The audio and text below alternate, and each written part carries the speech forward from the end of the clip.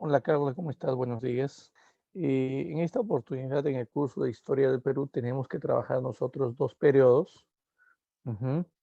Eh, mm, sí, sí, Carla, sí, sí, están todos.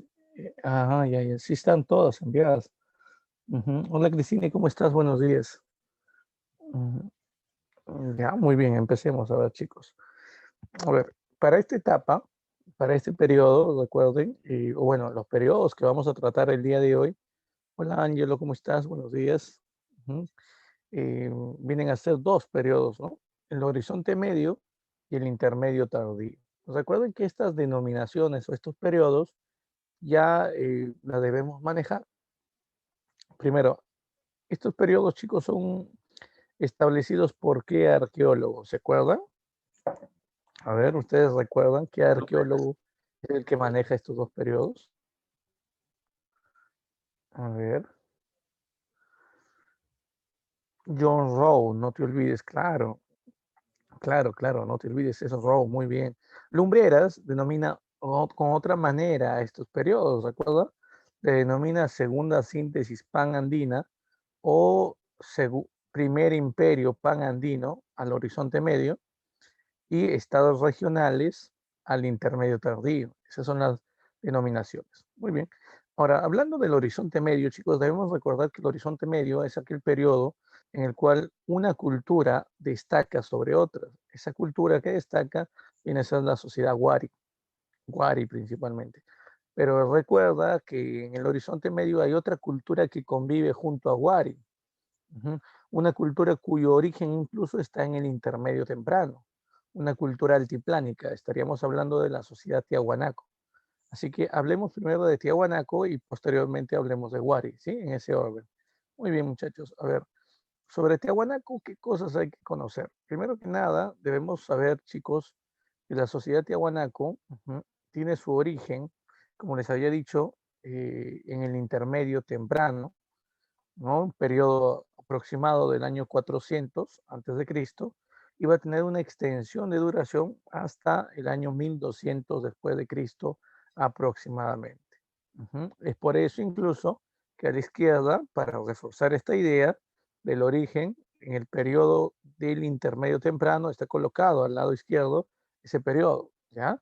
Pero a pesar que su origen está en el intermedio temprano, su etapa de expansión, de apogeo, y su decadencia se ubican en el horizonte medio, no te olvides. Ahora, si tuviéramos que señalar, por ejemplo, la ubicación geográfica de esta sociedad, podríamos decir nosotros, los tiahuanacos se ubican en la llamada meseta del Collao. Profe, meseta del Collao, sí. El término meseta del Collao, no te olvides, hace alusión a un territorio no solamente peruano, sino también boliviano. Eso significa que la cultura tiahuanaco, profe, es una cultura binacional, sí. Es una cultura tanto peruana como también boliviana, no te olvides. Pero recuerda que su máxima expansión, y esto tenemos que verlo por aquí, miren el mapa, por favor. Si bien es cierto, abarcó territorios del sur del Perú, ¿no? También abarcó territorios, por ejemplo, de Bolivia y una zona, ¿no? Que es parte de Chile. Veamos mejor este mapa para que puedas entender, ¿sí? En este mapa podemos ver el territorio de Bolivia. Tiahuanaco se desarrolla prácticamente en todo el territorio boliviano, ¿no? Eh, pero es mejor de repente conocerlo de esta manera. Mire, ahí está. En este mapa podemos ver la expansión total de los Tiahuanaco. Si te das cuenta, ¿sí? Abarca territorios de 3 países. La capital de esta cultura va a ser Taipicala. Y si tú observas el mapa, Taipicala es una ciudad ubicada en Bolivia. Es por eso que esta cultura es más boliviana que peruana y es mucho más estudiada en Bolivia que en el Perú. Los principales estudiosos, por ejemplo, de esta cultura son bolivianos y norteamericanos, no te olvides. Ahora, gracias a quién conocemos los inicios de la cultura tiahuanaco, gracias al arqueólogo gracias a, bueno, recuerden que la cultura tiahuanaco va a ser estudiada principalmente por arqueólogos bolivianos, pero la información inicial sobre esta cultura la viene dando un cronista español. En el siglo XVI, Pedro Cieza de León, Pedro Cieza de León se encarga, no te olvides, de describir, ¿no?, el territorio de Tiahuanaco, así como también las ruinas de Tiahuanaco que él encuentra, ¿no?, en su expedición aquí. Ujú. Ahora, si hablamos, por ejemplo, de estudiosos, si hablamos de estudiosos, podemos señalar sobre todo dos personajes, ¿no? Vamos a ver por aquí, miren, tenemos a Carlos Ponce Sanginés, aquí está, miren, este arqueólogo boliviano es el principal estudioso de Tiahuanaco, y también tenemos a Wendell Bennett, este norteamericano que vemos por aquí, posando, junto a un monolito que más tarde llevó el nombre de él mismo, ¿no? O sea, su apellido, el monolito Bennett, ahí está. Ujú. Ahora, por ejemplo, si hablamos de economía, la cultura tiahuanaco, chicos, tuvo como base, como principal actividad económica, ¿recuerdan? La ganadería. ¿Por qué? La ubicación determina mucho esto, chicos. Recuerden que ellos son una sociedad que se ubica en una meseta que tiene más de 4.000 metros sobre el nivel del mar, ¿no? De altitud. Por lo tanto, a esa altitud es muy difícil que ciertos cultivos terminen desarrollándose, creciendo, siendo cultivados. Ujú. Además, hay un problema natural en la meseta del Collao. Profe, ¿cuál es ese problema? Las heladas, chicos. Las heladas son un conjunto de vientos, ¿sí? Son unos vientos o unas brisas, ¿no?, propiamente dicho, que se desplazan desde la montaña al valle, uh-huh, eh, y terminan arruinando los cultivos durante la noche. Entonces, el problema de las heladas termina complicando la agricultura para ellos. Es por eso que la principal actividad económica de los tiahuanaco no fue la agricultura, sino la ganadería. Ahora, la pregunta viene a ser la siguiente. A ver, uh-huh, ¿pudieron cultivar, sí o no, chicos? A ver, ¿pudieron cultivar ellos o no? A ver, a ver, a ver, a ver. Ya, por ahí. Carla nos dice sí. Carla nos dice sí. Muy bien, por ahí, Jimena. Muy bien, excelente, Jimena, claro. Muy bien, Lizeth. Claro, pudieron hacerlo. Para eso crearon, chicos, el sistema de los camellones. No te vayas a olvidar. El sistema de los camellones, o también llamados, muy bien, Kevin, guaru guaru, no te olvides. Profe, una pregunta. ¿Y cómo funcionaba el sistema de los camellones o guaru guaru? Pero aquí tenemos una imagen alusiva a este sistema, chicos. Miren, vamos a ver por aquí dos imágenes. Vamos con la primera. Miren, a lo largo del territorio, como ustedes pueden ver aquí en esta segunda imagen, los tiahuanacos fueron cavando una especie de zanjas, y eso ayudó para que el agua del lago Titicaca termine siendo esparcida por estos lugares de baja altitud o zonas profundas, y en las zonas altas, como las que podemos ver aquí en la imagen, en las zonas altas, como estas de aquí, ellos empezaron a sembrar, sí, empezaron ahí a sembrar. Ahora, ¿cómo funciona o cómo funcionaron estos guaruguaru o camellones? Fácil, pues. Recuerden que el agua, chicos, tiene una característica, tiene una propiedad: regular la temperatura. Ellos, haciendo uso de ese conocimiento geográfico, emplearon el sistema de camellones de la siguiente manera. Durante el día, chicos, el agua que se encuentra en la parte inferior absorbe el calor del sol, ¿sí? Lo retiene, y durante la noche, ya en la noche, ese calor, ¿no?, retenido por el agua durante el día, es liberado en la noche en forma de vapor. Ese vapor sirve como una forma de crear un clima agradable, cálido, alrededor de las plantas, y combatir así el frío de las heladas. Entonces, no se vayan a olvidar, por favor, de esto. No se vayan a olvidar. El sistema de los guaru guaru o camellones termina beneficiando a los Tiahuanaco en ese sentido. No te olvides. Ahora, hay un problema, ¿no? Hay una limitación en la agricultura, por supuesto. Recuerden que no se va a poder cultivar cualquier producto, cualquier tipo de producto, ni con el sistema de los camellones. ¿Por qué te digo esto, chicos? ¿O por qué les digo eso, no? Por la altura, chicos. Recuerden, a esa altitud hay ciertos cultivos que es imposible que ellos pudieran, por ejemplo, cultivar. Por ejemplo, el algodón. El algodón no van a poder ellos sembrar, ¿no? En la meseta del Collao. ¿Por qué? Porque el algodón es un cultivo aclimatado a temperaturas cálidas, ¿no? Costa, sobre todo. Por ejemplo, ellos tampoco van a poder de repente sembrar en ese lugar coca, la hoja de coca. Esta va a ser cultivada en la selva. Entonces, la pregunta es, chicos, ¿qué pasaba si a los tiahuanaco les hacía falta, por ejemplo, algodón o les hacía falta tal vez hoja de coca? O de repente la lúcuma, ¿no? Que no crece en la zona del altiplano, sino crece en la yunga. ¿Qué es lo que hacían ellos para obtener esto, chicos? A ver, pónganse a pensar por ahí. ¿Qué es lo que harían los tiahuanacos para poder obtener entonces estos productos? Muy bien, por ahí Kevin me dice comercio, excelente. Por ahí Alex, muy bien, me dice trueque. Por ahí Jimena me dice comercio, sí. Está bien, sí, pudieron desarrollar comercio y lo hacían, claro. Realizaban ellos, por ejemplo, comercio con sociedades, ¿no? Como los Huarpa, muy bien Camila, claro, como los Huarpas, por ejemplo, de la región de Ayacucho.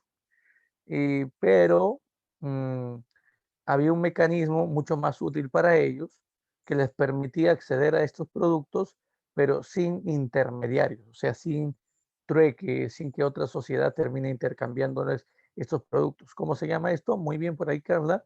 Pisos ecológicos. El sistema de archipiélagos humanos, sistema de enclaves o control vertical de pisos ecológicos. No se olviden de ese punto muy importante, chicos, porque los tiahuanacos no fueron los únicos que hicieron esto.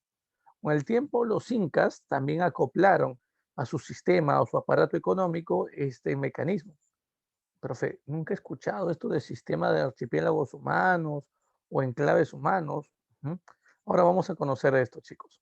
¿Ya? Antes de esto, antes de cambiar esto, recuerda que el tipo de gobierno que venía teniendo la cultura tiahuanaco es un gobierno similar al de Moche y similar al de Nazca.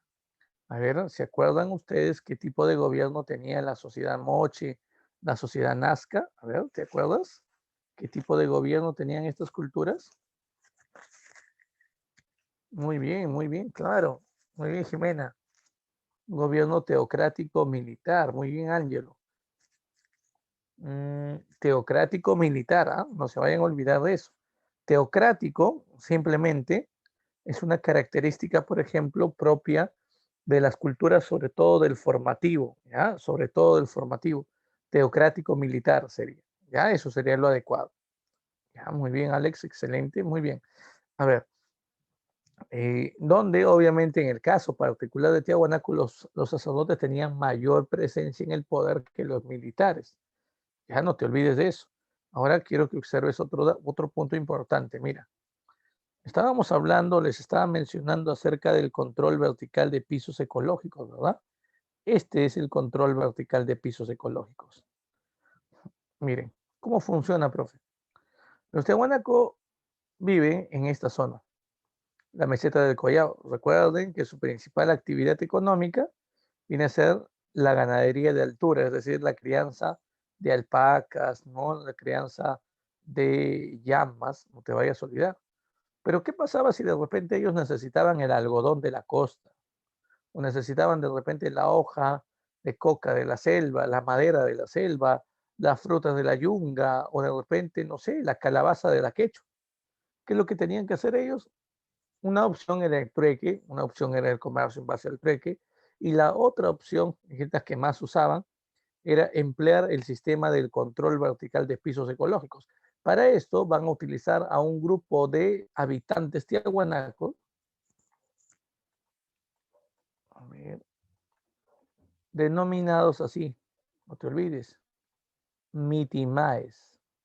Sí, un grupo de habitantes tiahuanacos denominados así, mitimaes. Mitimaes, sí.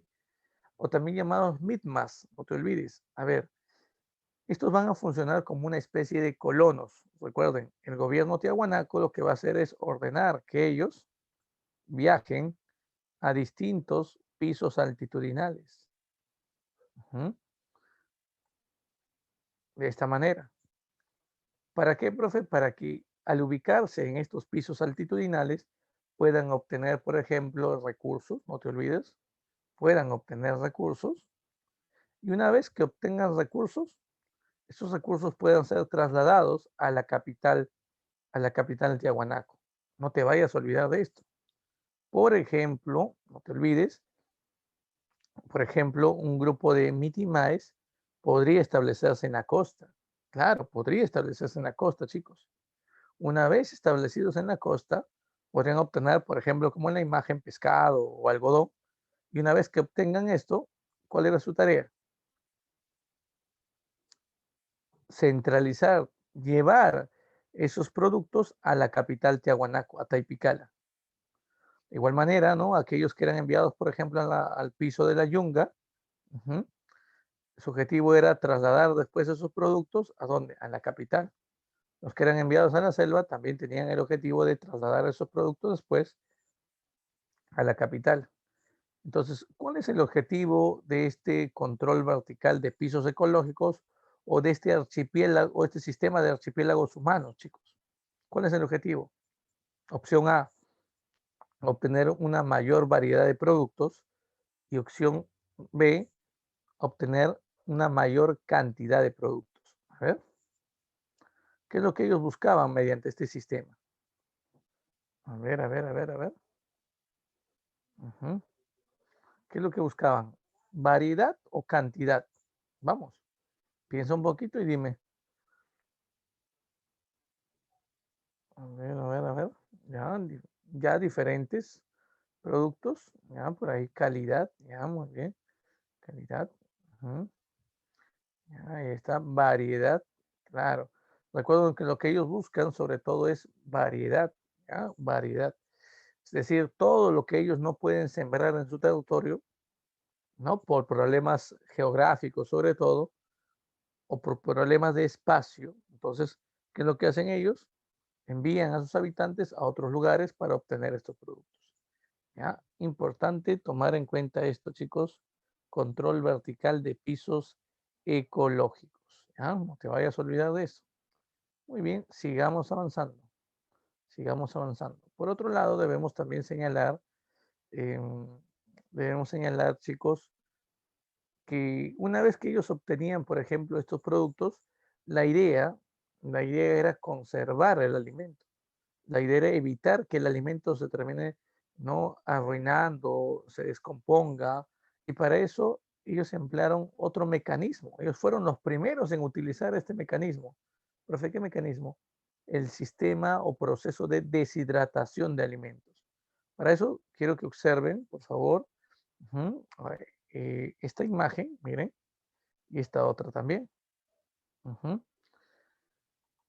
Ahí está. En el dibujo que está en la primera imagen que salió, nos va mostrando, ¿no?, que el territorio del Perú es accidentado y por eso es que a lo largo de nuestro territorio hay lugares donde, por ejemplo, crecen ciertos productos con la temperatura. Y es por eso que los tiahuanacos denominaron también a esto como sistema de enclaves, es decir, un lugar que podía abastecerle a ellos de ciertos productos, ¿no? Tenían enclaves en la costa, en la yunga, en la selva. Y bueno, este es el sistema de deshidratación de alimentos, chicos. ¿Me puedes decir qué cosa vienen a hacer esto? A ver, ¿cómo se denomina estas dos imágenes? A ver, ¿qué es esto?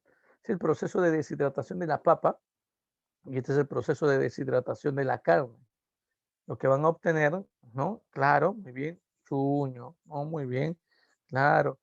O en todo caso, por ejemplo, el togoch y también el charqui, no te vayas a olvidar. Además de esto, chicos, Además de esto, recuerden, los tiahuanacos fueron excelentes arquitectos. Su arquitectura es muy parecida a la arquitectura incaica, profe. ¿Por qué? Si nosotros nos centramos en apreciar las características, por ejemplo,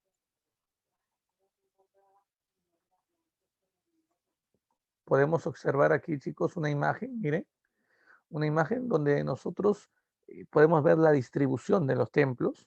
Miren, hay una zona hundida, semisubterránea llamada templete, hay una zona piramidal escalonada llamada capana, ¿no? Hay una construcción también importante, una de las más importantes, viene a ser el templo de Calasasaya, no te vayas a olvidar, así como también la capital de los tiahuanacos, es importante mencionarlo.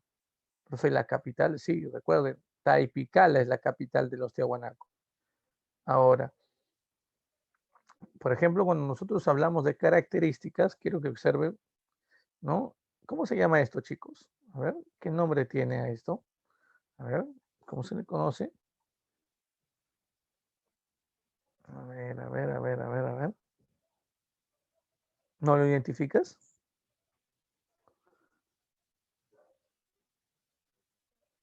Esto, chicos, se denomina como la portada de la luna, no te vayas a olvidar, es la portada de la luna. No confundir con la portada del sol, ¿ya? No confundir con la portada del sol. A ver, esa es una construcción. Veamos otro, miren. Esta es la reconstrucción de la pirámide de Acapana. Miren por aquí, esto viene a ser el templete, ¿no? Subterráneo.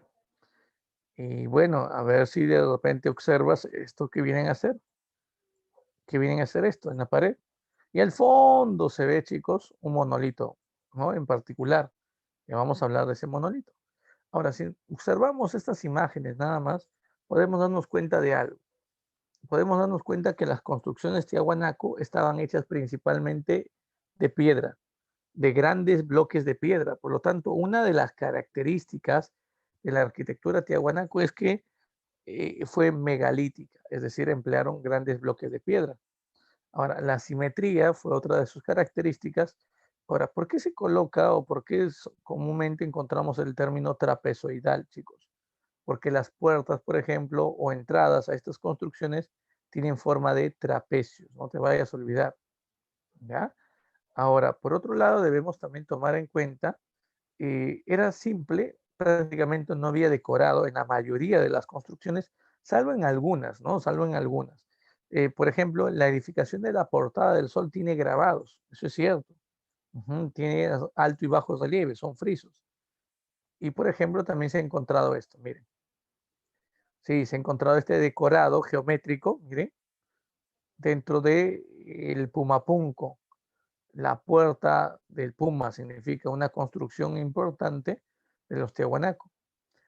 Ahora, si queremos de repente observar algunas cosas más, por ejemplo, eh, es importante, chicos, señalar también la cerámica. Cuando se habla de la cerámica tiahuanaco, los tiahuanaco tuvieron una cerámica que se caracterizó sobre todo por ser polícroma. ¿Qué significa eso, chicos? Ujú. A ver, a ver, a ver. Que se caracterizó por ser polícroma. A ver, miren por aquí, tenemos este vaso, por ejemplo. Esos son los llamados vasos queros. No te vayas a olvidar, muy bien. Desarrollar más de un color, excelente. Muy bien. Esos son los vasos queros. Por ejemplo, de repente has escuchado tú de esta cerámica. ¿Qué nombre tiene estas vasijas, chicos? Con boca más ancha, ujú, incluso asociados a una escultura de felino mayormente, o en todo caso de puma. A ver cómo se denomina esto. No, esto no es quero. El quero es el primer vaso. Ya. Esto de aquí, ¿cómo se denomina? A ver, a ver, a ver. Ujú, dime. A ver, a ver, a ver. ¿Qué muestran? Muy bien, son los saumerios, claro, claro que sí. O también llamados chicos como pebeteros. Y claro, la cola del felino que vemos por aquí la utilizaban como un tipo, ¿no?, de asa para sujetarlo. La pregunta es, ¿para qué servía el saumerio pebetero? El quero sí se sabe, obviamente, es más conocido, ¿verdad? El consumo, por ejemplo, de la chicha de jora. O sea, es una cerámica de uso religioso. Ujú. Porque la chicha de jora no se consume en cualquier momento, recuerden, únicamente en celebraciones o festividades religiosas, y únicamente es utilizado el quero por los sacerdotes, que en la sociedad tiahuanaco vienen a ser una especie de élite. Ya, no te olvides, en el caso de Tiahuanaco, eh, entonces el quero tiene una finalidad religiosa. La pregunta es, ¿y para qué servían los saumerios o los pebeteros? ¿Cuál era la finalidad de esta cerámica? A ver, a ver.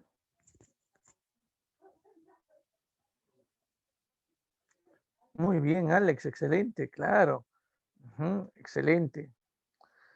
Claro, lo que colocaban los tiahuanaco, los sacerdotes tiahuanaco, ¿no? Aquí, al interior, chicos, al interior del pebetero, es hoja de coca. Luego quemaban la hoja de coca y utilizaban esto como si fuera una especie de incienso.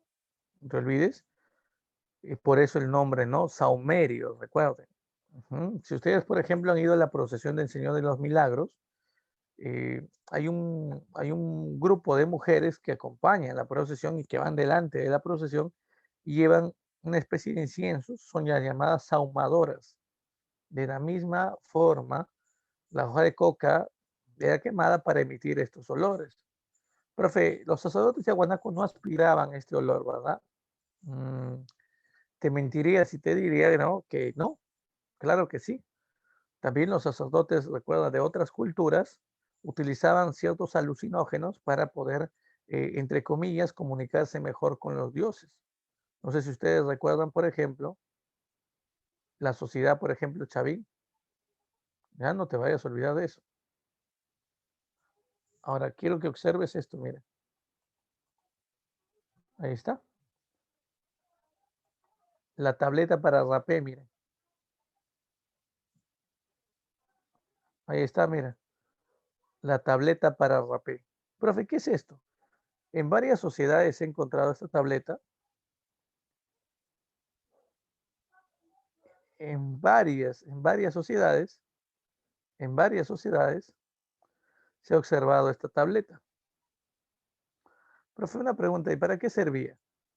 Para colocar ciertos alucinógenos, ujú, ciertos alucinógenos, y luego aspirarlos, ¿me entiendes? Ujú. Sí, es otro tipo, claro, es otro tipo de saumerio, ¿no? Pero con un uso más claro, chicos, para que me entiendan, con un uso más claro. Y bueno, eso también se entiende, sí, como una especie de ofrenda, ¿no? Simbólica, ¿no?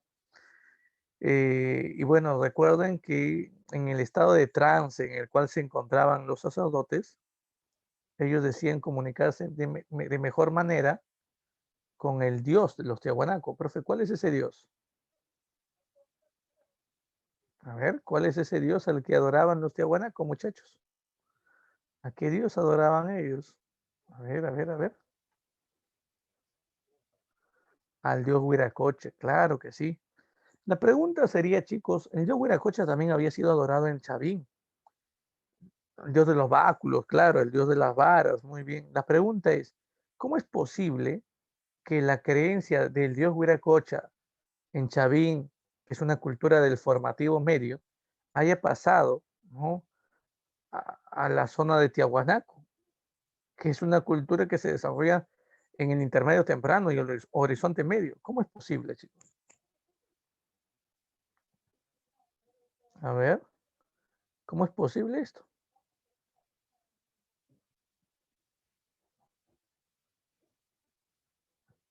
Claro, ¿cómo es posible que se lleve esta influencia? A ver, ¿hay una influencia directa? No, pues chicos, no hay una influencia directa porque Chavín y Tiahuanaco no tuvieron contacto directo, pero hay una cultura que sirvió de enlace, una cultura puente, claro que sí, Jimena, que sirvió para que este culto al dios Huiracocha, por ejemplo, sea transmitido desde la época del formativo hasta el intermedio temprano, y justamente al área de la meseta del Collao. Pero fue una pregunta.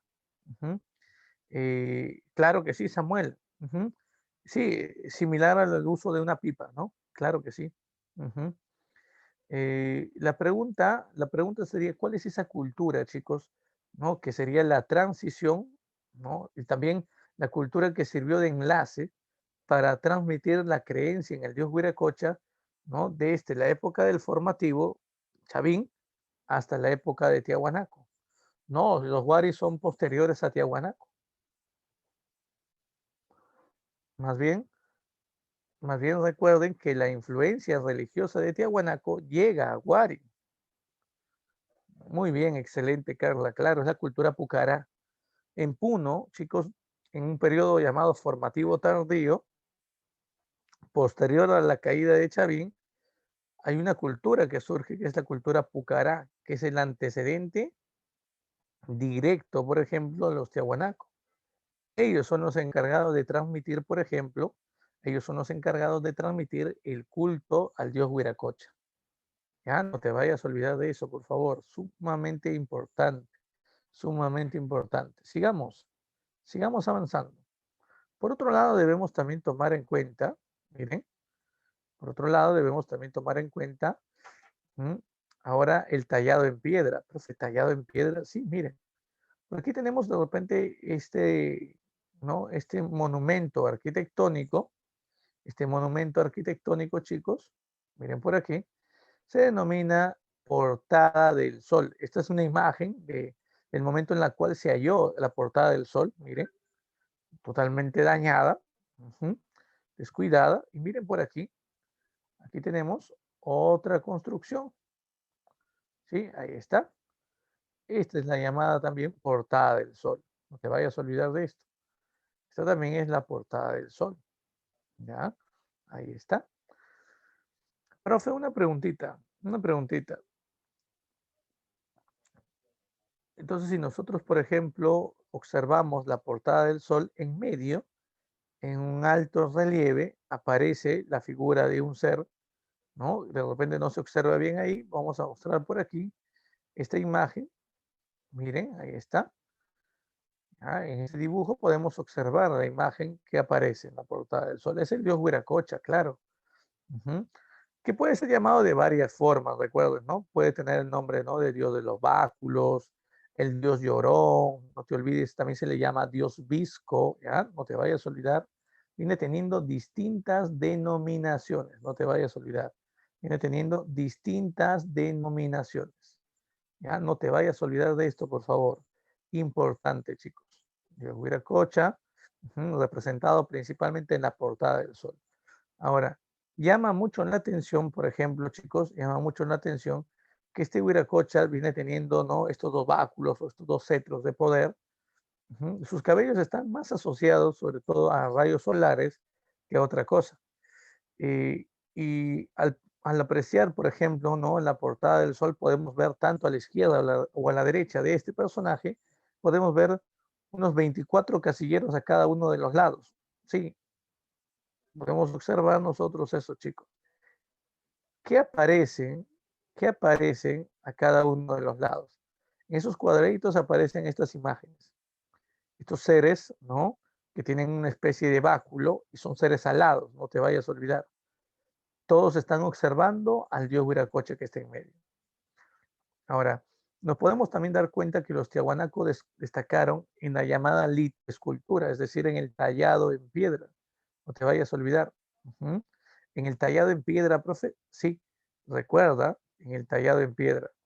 Ahora, recuerda por aquí, hay algunos cabellos que tienen forma de serpiente, claro que sí, Samuel, pero representan esto al sol, esto representa al sol, así como sus ojos terminan representando los ojos del dios Huiracocha, chicos, de esa forma representada, simbolizan a la luna, dos fases de la luna, cuarto menguante y cuarto creciente, ¿no? Incluso en su rostro podemos nosotros encontrar, aquí en el dibujo se puede apreciar mejor, miren, una especie de lágrimas.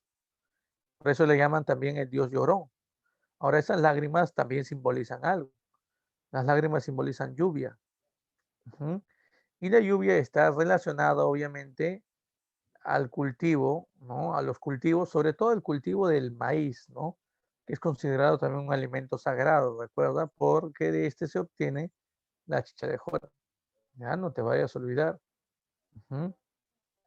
Ya, entonces es importante tomar en cuenta eso. Ujú. Sí, claro que sí, Samuel. Eso lo trabaja, por ejemplo, William Ishbert. Este arqueólogo termina trabajando esto. Ujú. Y bueno, miren por aquí, por favor, estas imágenes. Mm, ya, a ver, ahora identifícame. ¿Qué cosa es eso, chicos? A ver, se puede observar ahí. De repente de forma clara también puedes observarlo aquí. Lo mismo. A ver, dime qué vienen a hacer eso. Claro, son cabezas clavas, muy bien.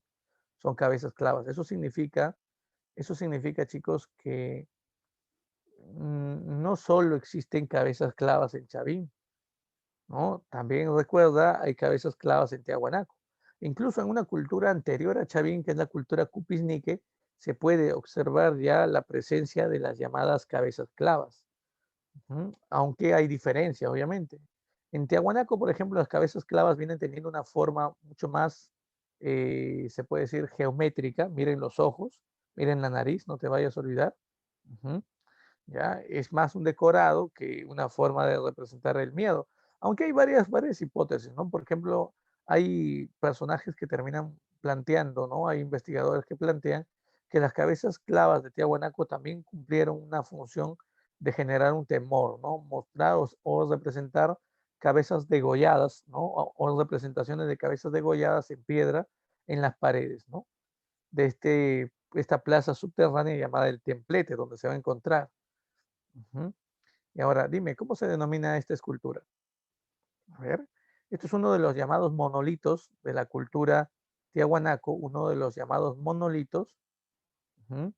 Este, por ejemplo, fue estudiado por Wendell Bennett, el famoso monolito Bennett, no te vayas a olvidar. Ujú. Ahora, miren por aquí, este viene a ser, este viene a ser el monolito Ponce. Ujú. Miren por aquí, este viene a ser, por ejemplo, el monolito. No te vayas a olvidar, profe, una pregunta. ¿Qué nombre tiene el monolito fraile? Y este es el monolito monje, ¿no? Con un dibujo que acompaña a este personaje. Ahora, ¿quiénes pueden ser estos personajes? Claro, la forma es antropomorfa, claro que sí, la forma es antropomorfa, pero dime, ¿a quién representarían estas imágenes? ¿A qué sector social? Tiahuanaco. A ver, a ver. Ujú. Tenían colores. Hay restos de colores rojizos, sobre todo sobre estas cabezas, sí, claro. Sacerdotes, claro, muy bien, claro, claro, Samuel, muy bien, Kevin, claro, sacerdotes, ujú. Gobernantes. Profe, una pregunta, ¿y cómo se sabe que eran sacerdotes? En más de uno de estos monolitos se encuentra el personaje en su mano, un quero, un vaso quero, por lo tanto se deduce que son sacerdotes de ese aspecto. Entonces, no te vayas a olvidar, por favor, los monolitos también fueron trabajos elaborados por los tiahuanacos. Fueron grandes talladores en piedra, pero no superaron a la cultura chavín, no te olvides. No superaron, no superaron, por ejemplo, a la cultura chavín. Ahora, una de las cosas que, por ejemplo, debemos tomar en cuenta, una de las cosas que debemos tomar en cuenta, por ejemplo, es cómo llega a su fin la cultura tiahuanaco. ¿Qué pasó con esta cultura, chicos? ¿Qué ocurrió con esta cultura? A ver. Mm, bueno, bueno, sí, sí, Samuel, sí, podríamos de repente compararlo, ¿no? Ujú. El clima termina siendo un problema, sí. Ya el fenómeno del Niño genera sequías en la Sierra Sur, ya muy bien, ya. ¿Qué más? ¿Qué más? ¿Va? Eso debilita obviamente a la cultura tiahuanaco, pero el final de esta sociedad, chicos, está sobre todo relacionado a la invasión de otra cultura. Hay una cultura que invade, ¿no? Que invade el territorio tiahuanaco. Estamos hablando, chicos, a ver, a ver, a ver. Estamos hablando de los, mejor dicho, un conjunto de culturas o sociedades, porque son varios pueblos, los denominados reinos aymaras. Los aymaras invaden el altiplano. Ellos también tienen un problema en su territorio, recuerden. El problema de los aymaras son procedentes de la región de Tucumán, en la zona norte de Argentina, y ellos tienen un problema, el friaje. Ustedes deben saber por geografía, el friaje afecta a esas zonas también de Argentina.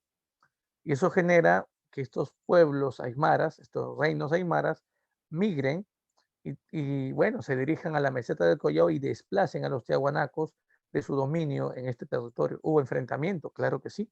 Los militares tiahuanacos defendieron su territorio, pero fueron derrotados por los aymaras.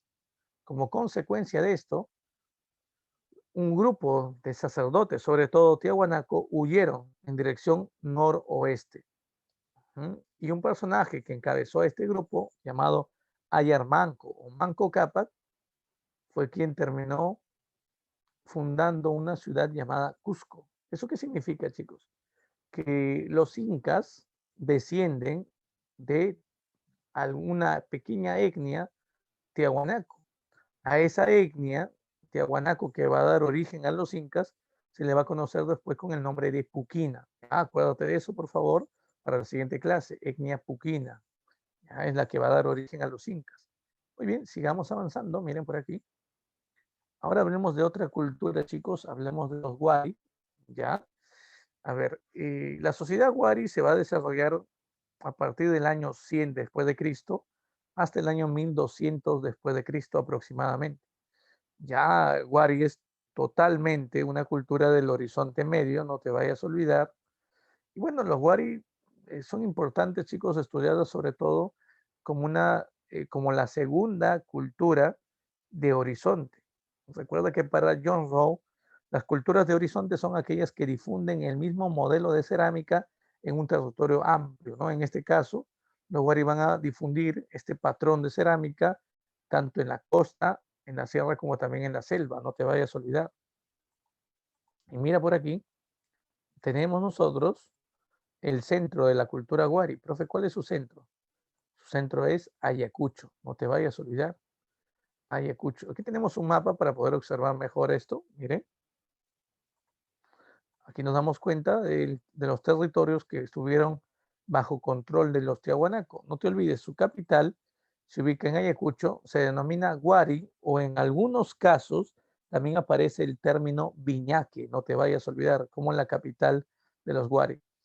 Ahora, recuerden, esta cultura es considerada como el segundo estado panandino. ¿Qué significa este término, chicos, panandino? ¿Recuerda? A ver, ¿qué significa este término panandino? A ver, a ver, a ver, a ver.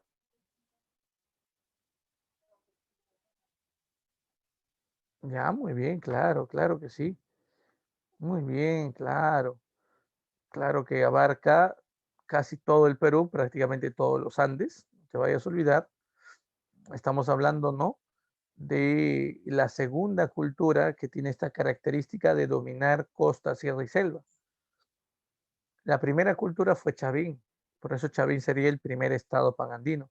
Pero ojo con esto, chicos, ojo, observa esto, por favor, ten cuidado. Aquí dice primer imperio panandino. Guari es considerado el primer imperio panandino. La pregunta es, ¿por qué Chavín no es considerado el primer imperio panandino? A ver, o aquí hay un error. A ver, ¿qué me dices? A ver, a ver, a ver. Son tres las culturas panandinas en el Perú antiguo, no te olvides. Chavín, Guari e Incas, ¿no? Chavín, Guari e Incas, ¿ya? Pero solo dos de estas culturas llegaron a ser imperios, no te vayas a olvidar. Ujú. ¿Ya? Recuerda que, muy bien por ahí, chicos. Claro, recuerden que para que pueda ser considerado imperio, el imperio se define como una cultura o un estado que domine militarmente a otro, ¿no? Utilizando la fuerza militar.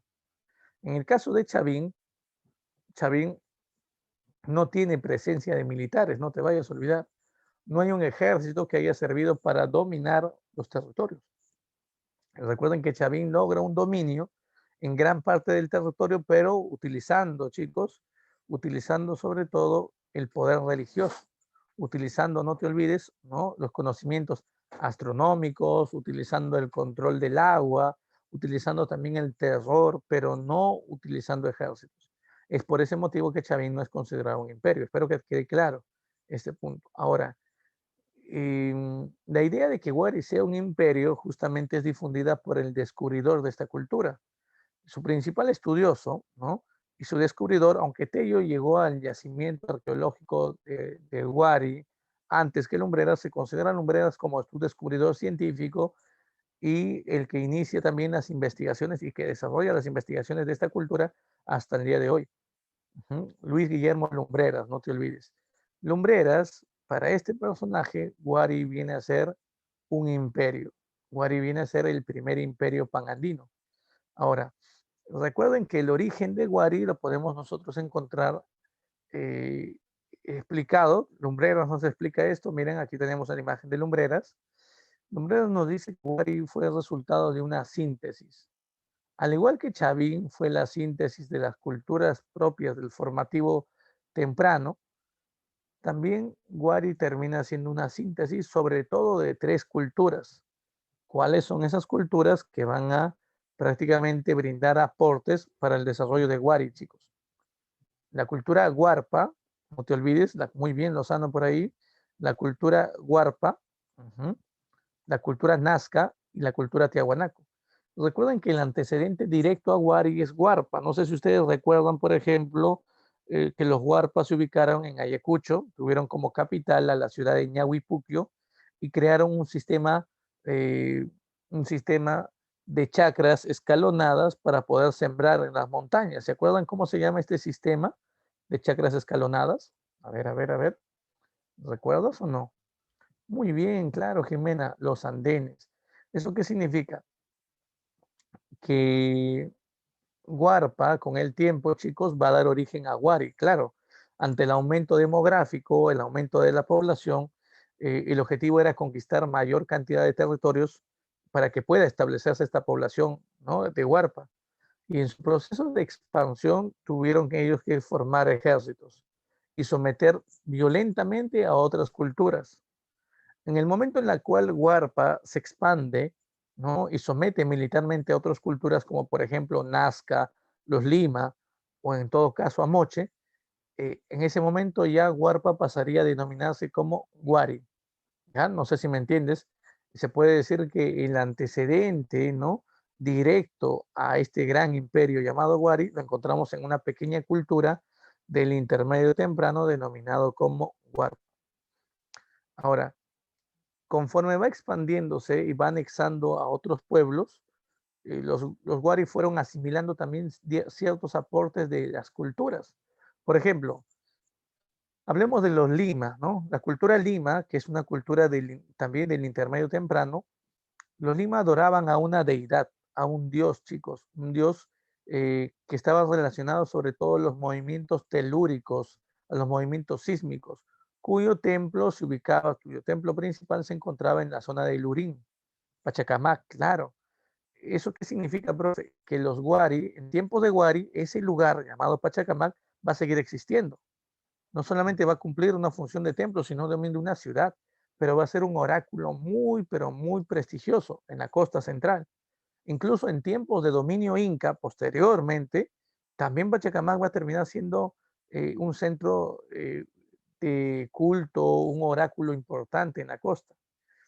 Pero ya desde tiempos en que esta sociedad era Huarpa, desde tiempos en que era una pequeña cultura llamada Huarpa y desarrollaba el comercio con otras culturas, desde ese momento, chicos, desde ese momento ya se podía o ya podíamos nosotros notar, por ejemplo, ya podíamos notar nosotros, por ejemplo, que fueron asimilando conocimientos de otras culturas. Recuerden que Huarpa comercializaba con los Nazca y también con los Tiahuanaco.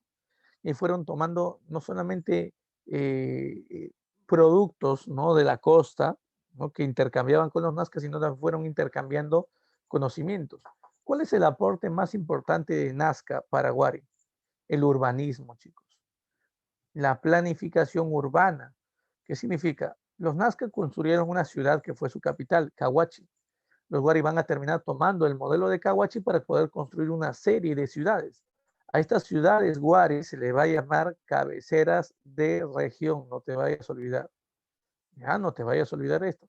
A estas culturas, a estas ciudades se les llama yactas o cabeceras de región, no te vayas a olvidar. Ujú.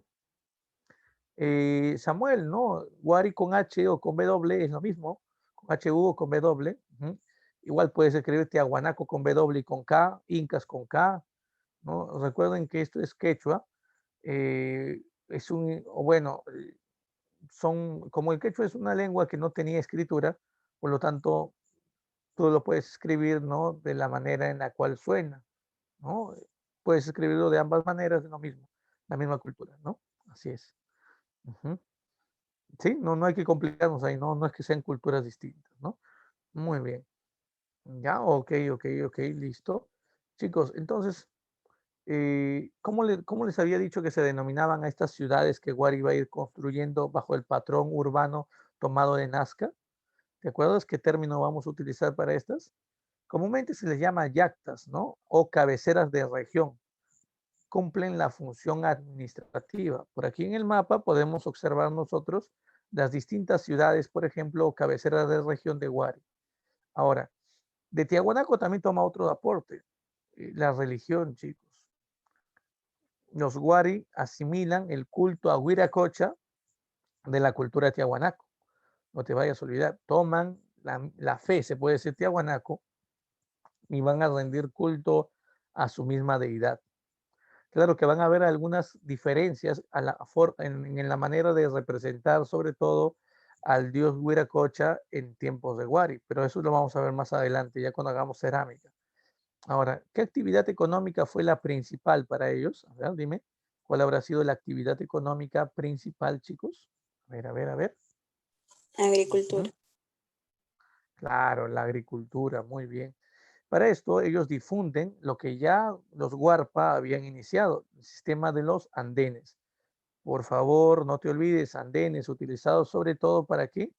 Utilizados sobre todo para el cultivo de la papa, la quinoa, el maíz, por ejemplo. No te olvides, es un sistema de chacras escalonadas ubicadas en las laderas de las montañas.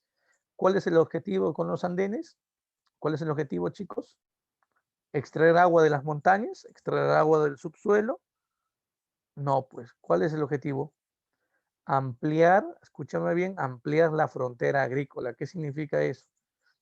Aquellas zonas o aquellos territorios eh, llanos, ¿no? O de valles para cultivar eran muy escasos en los territorios, ¿no? De los Andes, sobre todo de los Andes del sur del Perú.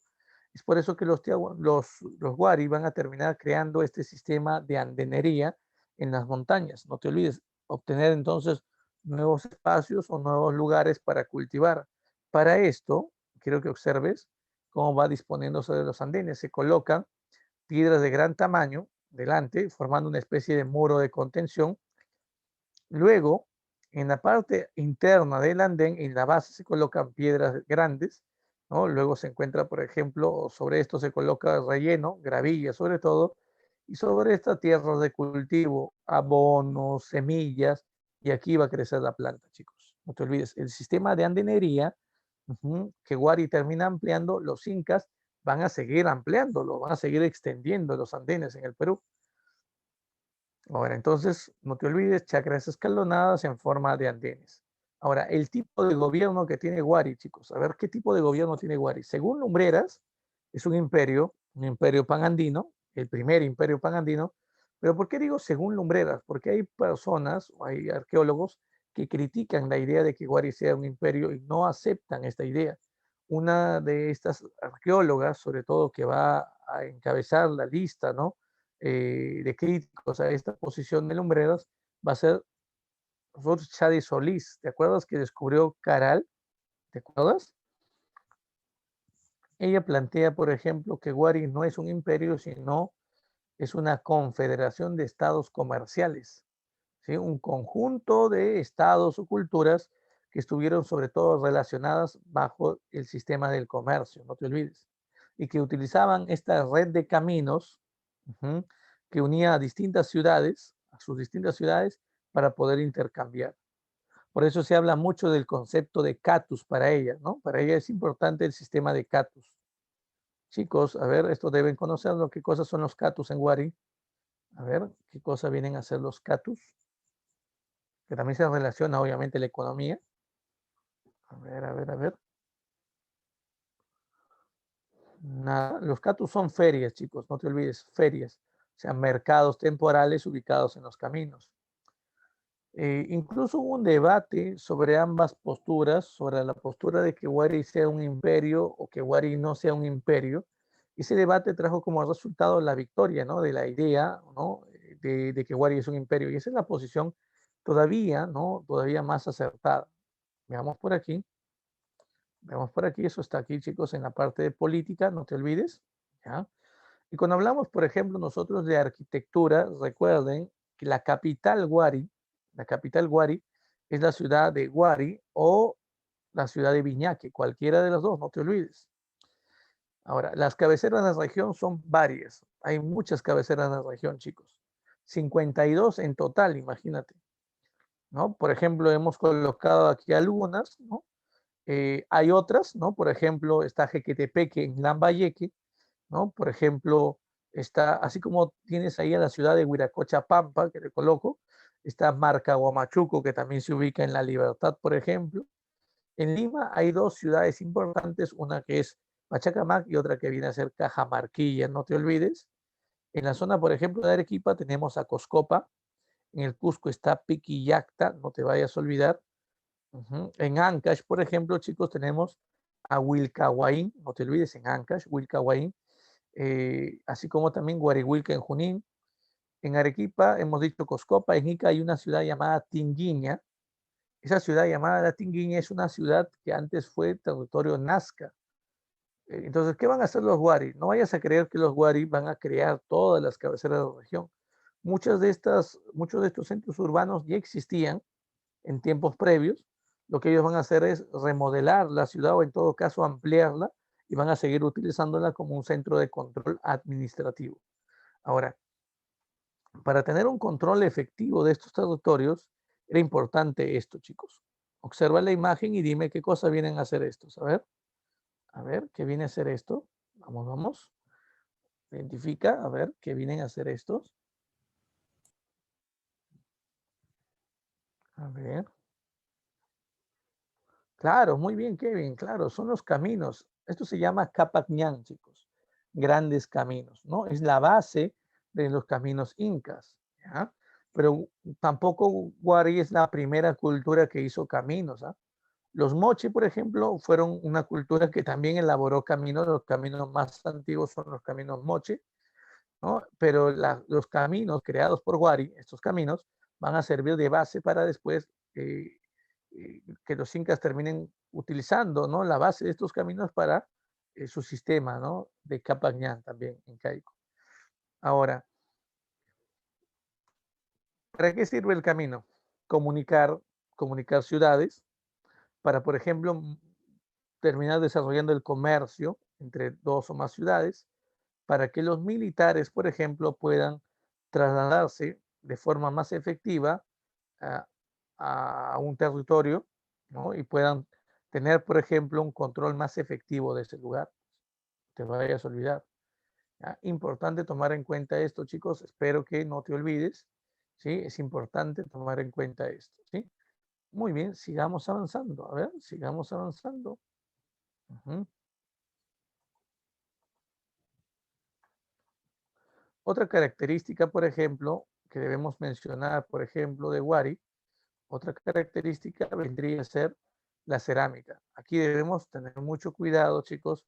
Los Wari tienen una gran variedad de cerámicas que se van a clasificar sobre todo por fases. Por ejemplo, hay una fase inicial que se llama Huarpa clásico. Es la cerámica propia de tiempo de Huarpo, para que me entiendan. Es una cerámica monócroma, ¿no? Plomo, negro, gris. En algunos casos también naranja el color, pero sobre todo se caracteriza por tener diseños geométricos, dibujos, ¿no? Plasmados sobre la superficie. Diseños geométricos es lo que destaca en ese tiempo.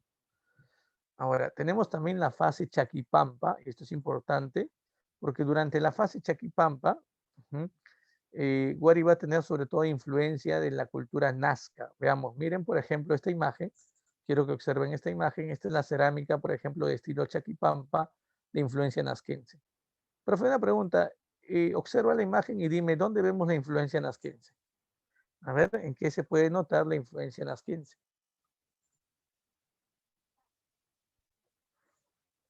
A ver, a ver, a ver, a ver.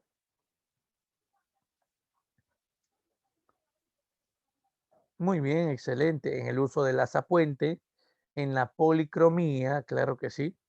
Bueno, también en la técnica de los al vacío, claro que sí, ¿no? Pero sobre todo, recuerda, a simple vista se puede ver el uso de estos dos picos divergentes y del azapuente, no te vayas a olvidar, típico de Nazca, recuerda, así como también la policromía, no te vayas a olvidar.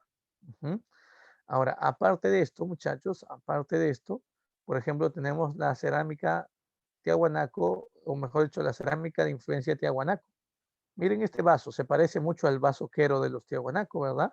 E incluso representan en medio al dios Huiracocha. Estamos hablando, chicos, de una cerámica denominada fase conchopata. No te vayas a olvidar la fase conchopata. Esa cerámica wari, este estilo, esa fase de cerámica wari, se caracteriza no solamente por representar cerámicas polícromas, no solamente por eso, sino también se caracteriza por representar la imagen del dios Huiracocha, no te olvides. O el dios de los báculos, no te olvides. Ahora, hay otra fase de cerámica, por ejemplo, es esta fase de robles moco, donde podemos ver nosotros.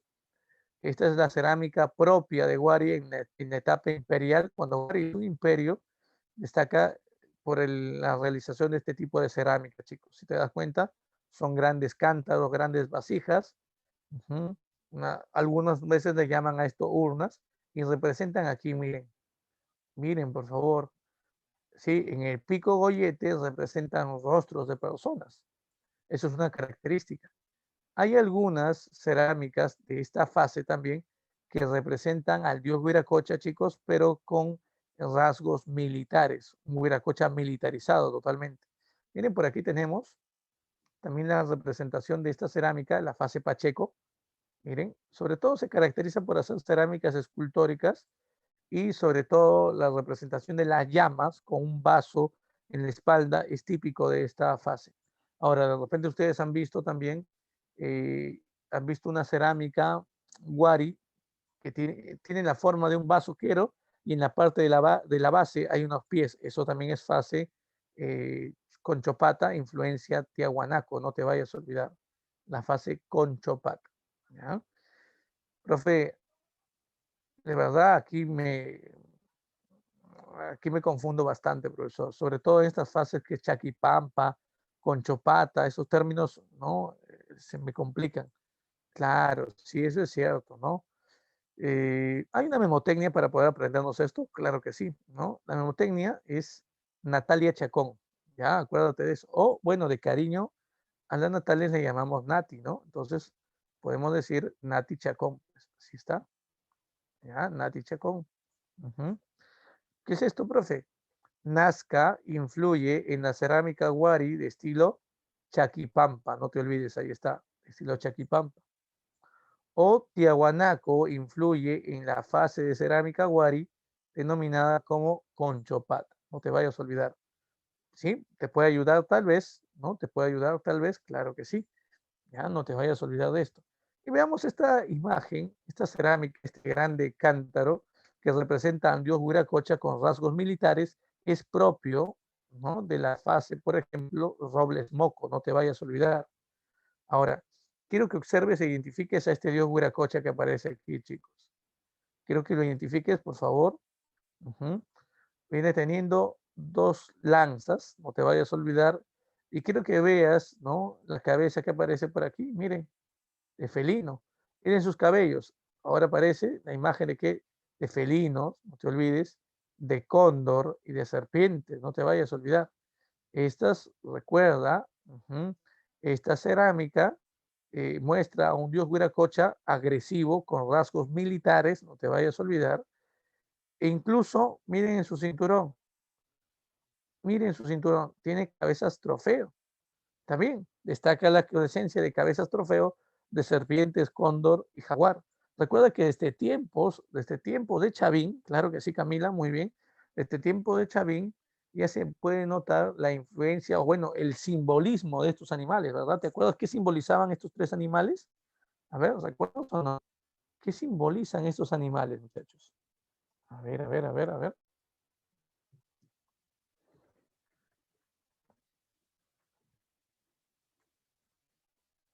A ver, a ver. Ujú. Claro, el cóndor representa no solamente el mundo andino, sino también al Anampacha, no te olvides, el mundo de arriba. La serpiente que simboliza el poder en la costa y también en el Ucupacha o Impacha, el mundo de abajo. Y recuerda que el jaguar representa a la selva, no te olvides, pero el dominio en la selva, pero también representa al Caipacha, este mundo. ¿Sí? Ahora, eh, hay muchos más elementos, obviamente, asociados al dios Huiracocha, pero la característica de la fase Robles Moco es sobre todo representar la figura del dios Huiracocha con rasgos militares. No te vayas a olvidar de esto. Sigamos, miren, por ejemplo, también tenemos esto, los gorros de cuatro puntas que eran utilizados, por ejemplo, por los gobernantes Wari, ¿sí? Era un símbolo de poder para ellos, así como también las tumbas nos muestran, chicos, una forma, ¿no? Por ejemplo, eh, de entierros elitistas, porque este tipo de entierros que vamos a ver, esto es un fardo Wari, que se caracteriza por ser escultórico, utilizan una cabeza falsa y el cuerpo de la persona se encuentra en posición fetal dentro de su estómago. Ahora, únicamente se enterraba con este tipo de tumbas llamadas fardos Wari a los gobernantes, a la élite, chicos. No te vayas a olvidar. ¿Ya? Importante tomar en cuenta esto. Ahora, mmm, por ejemplo, llama también la atención hacerte la pregunta, ¿qué pasó con esta cultura? ¿Qué pasó con los Wari? Una cultura tan avanzada, una cultura que formó un imperio incluso. ¿Qué pasó con esta sociedad? A ver, dime, ¿qué pasó con los Wari, chicos?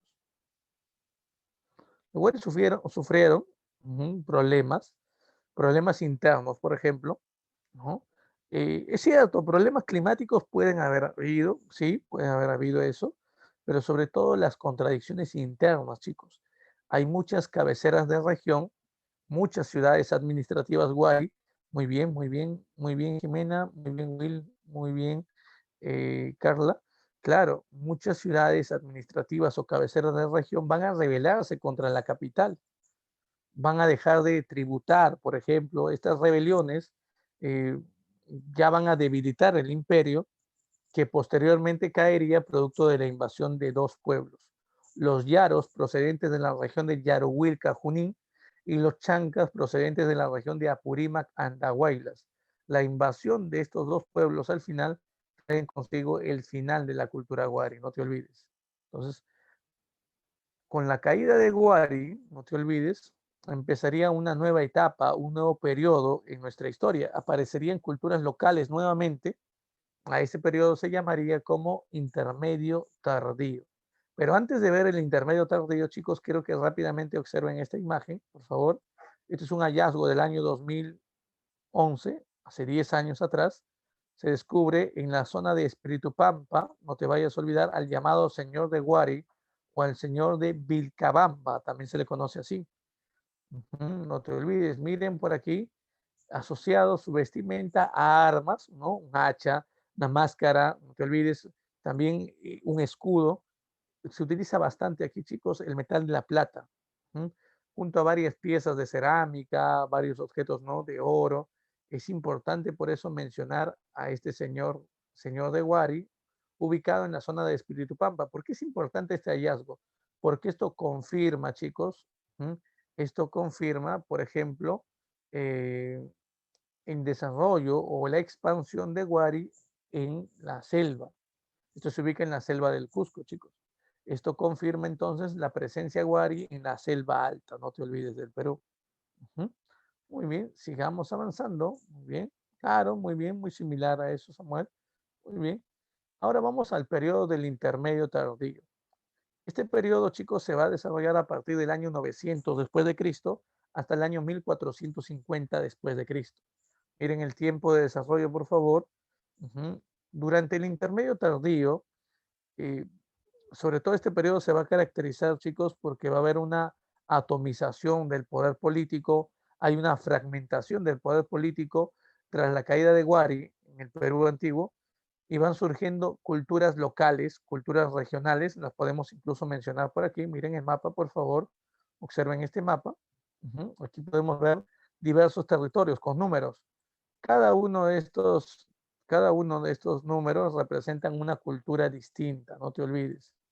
Ahora, ¿por qué se caracterizan estas culturas? Para John Rowe es importante porque cada una de estas culturas viene mostrando un modelo de cerámica distinto. Por eso le llama justamente intermedio tardío, recuerda. Los intermedios para Rowe son aquellos periodos donde van a haber diversas culturas y cada una va a tener un modelo de cerámica en particular. Ahora, estas culturas van a desarrollar entre sí, ¿qué cosa? Intercambios comerciales, va a haber conflictos militares también entre estas culturas, no te vayas a olvidar, esto es importante. Y bueno, a este periodo se le va a denominar de otras maneras. Por ejemplo, Lumbreras denomina esto, ya te dije, estados regionales, al comienzo te lo había señalado, y el arqueólogo Junior Beer, este arqueólogo norteamericano, va a denominar a este periodo como el periodo o la era de los constructores de ciudades. ¿Por qué? Porque la mayoría de estas culturas se van a caracterizar, por ejemplo, en construir ciudades importantes. Veamos cuáles son las culturas. Aquí tengo una lista, chicos, ¿no? Que va a la par con los números para que te vayas guiando. Miren, aquí, número uno. Profe, ¿qué cultura sería? La cultura Sicán, ubicada en Lambayeque. Por ejemplo, dime, ¿qué ciudad importante construyeron los Sicán o los Lambayeque en esta zona? A ver, chicos, apresuren el paso, vamos. A ver, vamos. Dime. ¿Qué ciudad importante construyeron ellos, por ejemplo, aquí en Lambayeque? Ya, muy bien, sí, válido, Jimena, Tucumán, muy bien. Pero hay una más importante que Tucumán. Tucumán fue considerada también la segunda capital, pero hay una que es Batán Grande, no te olvides, Batán Grande. Ya está. Dos, esta cultura de rojo representa la cultura chimú, chicos. Claro, sí es cierto, muy bien. Claro, una zona arqueológica importante, ¿no? De la cultura sicán, chicos, se encuentra en el bosque de Pomac, no te vayas a olvidar. Por eso que en geografía estudias al bosque de Pomac también como un santuario histórico, ¿no? Es importante mencionar esto. Muy bien, dime, dos sería Chimú. Dime, ¿qué ciudad importante construyeron los Chimú? ¿Cuál fue su capital? Ya, están muy lentos, muchachos. Chimú, muy bien, Chan Chan, excelente. A ver, acelera el paso. Vamos con Chachapoyas, aquí cuatro. Chachapoyas. El Gran Pajatén. Ya, aunque la más importante es Cuelap. No te olvides que es su capital, muy bien. Por ejemplo, Chincha, ya, Tambo de Mora. Vamos aquí, número tres, los reinos aymaras. Hay varios pueblos aymaras, son varios. Los más destacados son, por ejemplo, los Collas y los Lupacas. ¿Cuál es la capital de los Collas? Jatuncoya. ¿Cuál es la capital de los Lupacas? La ciudad de Chucuito, por ejemplo, ¿no? Entonces, sí, muchas de estas culturas van a caracterizarse, por ejemplo, por establecer ciudades. Hay algunas culturas que también no están en el mapa, obviamente, como la cultura, por ejemplo, como la cultura Chancay, chicos, de la zona norte de Lima, Chancay. De repente has viajado al castillo de Chancay, has visitado este museo y has visto algunas piezas de cerámica importantes de la cultura Chancay, como los famosos cuchimilcos, o las chinas, que son cerámicas particulares de esta cultura. eh, y bueno, su capital fue Pisquillo Chico, por ejemplo, otra ciudad, ¿no? Muy bien, vamos a trabajar ahora, chicos, las culturas más importantes del intermedio tardío, entre ellas, por ejemplo, la cultura chimú.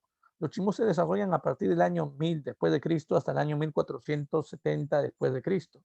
Esta cultura se caracterizó sobre todo, chicos, se caracterizó sobre todo por establecerse como centro en la libertad, no te vayas a olvidar. Sí, ellos tuvieron como centro la libertad, no te vayas a olvidar. Ahora, Recuerda, aquí hay algo muy importante que debemos nosotros tomar en cuenta, que es la expansión. Miren el mapa, por favor. Los Chimú tienen una expansión que va desde, miren, desde la zona de Tumbes por el norte hasta la zona norte de Lima, hasta la región de Caraballo, el distrito de Caraballo en el norte de Lima. Ujú.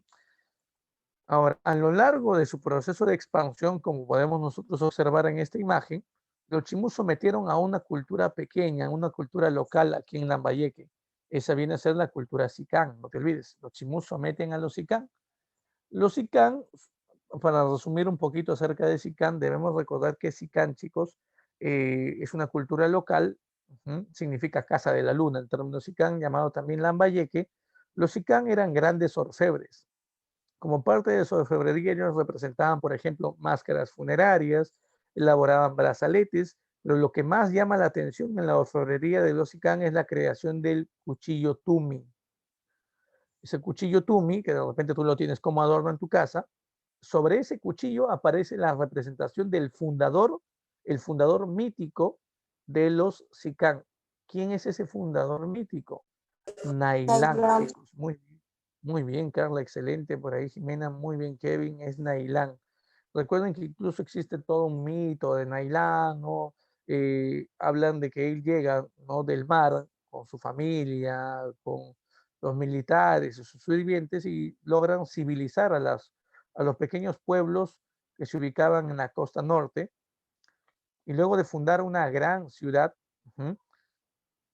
que fue, según el mito original, la ciudad de Chot, a Nailán le salen alas y se va volando. Por eso a Nailán lo llaman también el hombre pájaro. Bueno, y es por eso que en el Tumi los Sicán representaban a su fundador, a Nailán. Ahora, ¿por qué te menciono un poco acerca de Sicán? Porque cuando los chimbus someten a Sicán, todo este gran aporte orfebre, incluso el mito que explicaba el origen de los Sicán, es asimilado por los chimú. Por eso cuando te pregunten, ¿no? ¿Cómo se explica el origen de los chimú? Fácil, pues el origen de los chimú se explica a raíz de un mito, chicos. El mito de, profe, Nailán, no, ellos le cambiaron el nombre. Y este es el mito de Takainamo. Pero este Takainamo para Chimú es el mismo Nailán para los Sicán, no te olvides. Solamente que le han cambiado de nombre al fundador. Aquí vemos una imagen que ilustra, ¿no?, la llegada de, por ejemplo, Takainamo a la costa norte.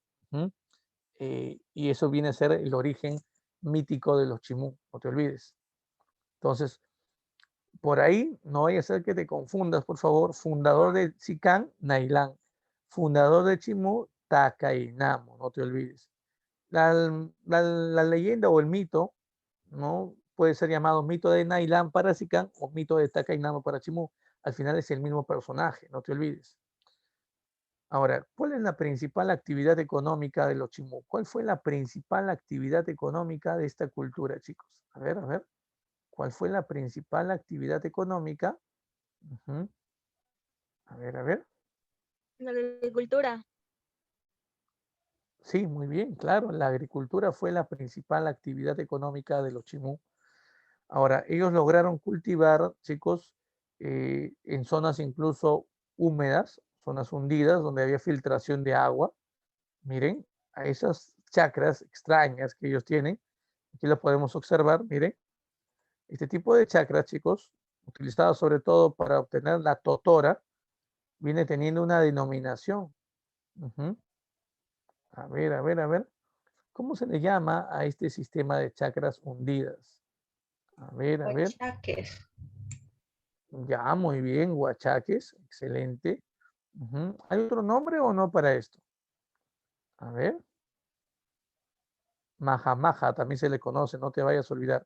Huachaques, ¿no? Chacras hundidas, sirven para obtener totora. La pregunta es, ¿para qué utilizaban ellos la totora? A ver. La totora la terminaban Para sus trenzando, chicos. embarcaciones. Muy bien, Katy, excelente. Claro, para poder obtener, por ejemplo, embarcaciones. Claro que sí, no te vayas a olvidar. Profe, embarcaciones, sí, los famosos caballitos de totora, no te vayas a olvidar. Los famosos caballitos de totora, ¿ya? Importantes embarcaciones pesqueras, no te vayas a olvidar de esto. Ahora, profe, una pregunta. Una pregunta, eso significa, eh, eso significa, chicos, que los tiahuanaco, mejor dicho, los chimú, disculpen, similar a la cultura tiahuanaco y similar a la cultura moche, porque tanto tiahuanaco como moche también empleaban caballitos de totora para la pesca. También los chimú son una sociedad de gran... La luna era lo único que los iluminaba. Es por eso, y hay que decirlo, chicos, es por eso que la luna fue un ente adorado por la cultura chimú. No te vayas a olvidar. La luna fue una diosa, por ejemplo. Se le llamaba Shi. Y bueno, también recuerden que las mareas, la luna llena está asociada a mareas altas, lo cual también tiene un efecto en la pesca. Por eso es que es muy simbólica la presencia de la luna como una deidad para los chimú. Ahora, recuerden, otra actividad complementaria fue el comercio también. Eh, Hay un catedrático de San Marcos, que es Waldemar Espinosa Soriano, historiador del Perú. Él señala, por ejemplo, el uso de achitas de cobre, ¿sí? El uso de unas supuestas o posibles monedas chimú denominadas como las achitas de cobre para la práctica del comercio. Esto no está confirmado, chicos, no estoy diciendo que los chimú hayan utilizado monedas, esto simplemente es una hipótesis plasmada por un investigador peruano, ¿ya? Y el comercio fue intenso, obviamente los chimú practicaron una actividad eh, comercial, también se dedicaron a la cacería, no te vayas a olvidar, también se dedicaron a la cacería. ¿Mm? Y bueno, podemos también señalar nosotros sobre la política, chicos. Cuando hablamos de política, ¿qué tipo de gobierno, por ejemplo, tuvieron los chimú? Según el mismo investigador, ¿no? Waldemar Espinosa Soriano, los chimú practicaron, ¿no? O tuvieron un gobierno militarista que él denomina como imperio costeño. Profe, ¿por qué imperio costeño? Por su gran expansión, no te olvides, su gran expansión militar, ¿no? Desde la zona de Tumbes hasta la zona de Caraballo, en toda la zona de la costa, ellos lograron expandirse y dominar estos territorios gracias al poder militar. Por eso le da el nombre de imperio costeño, no te olvides. Ahora, si hablamos, por ejemplo, ¿no? de algunos funcionarios en la política, destaca sobre todo la presencia del Siequich.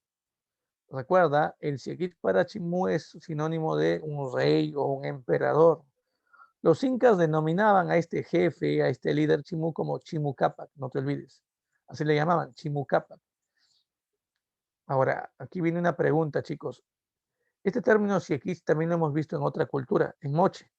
¿Qué significaba Siequich en Moche, en la sociedad Moche? ¿Quién era el Siequich en Moche? ¿Te acuerdas? A ver, a ver, a ver. A ver si te acuerdas. ¿Quién era el Siequich en la cultura Moche?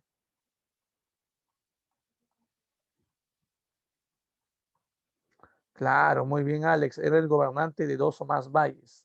Excelente.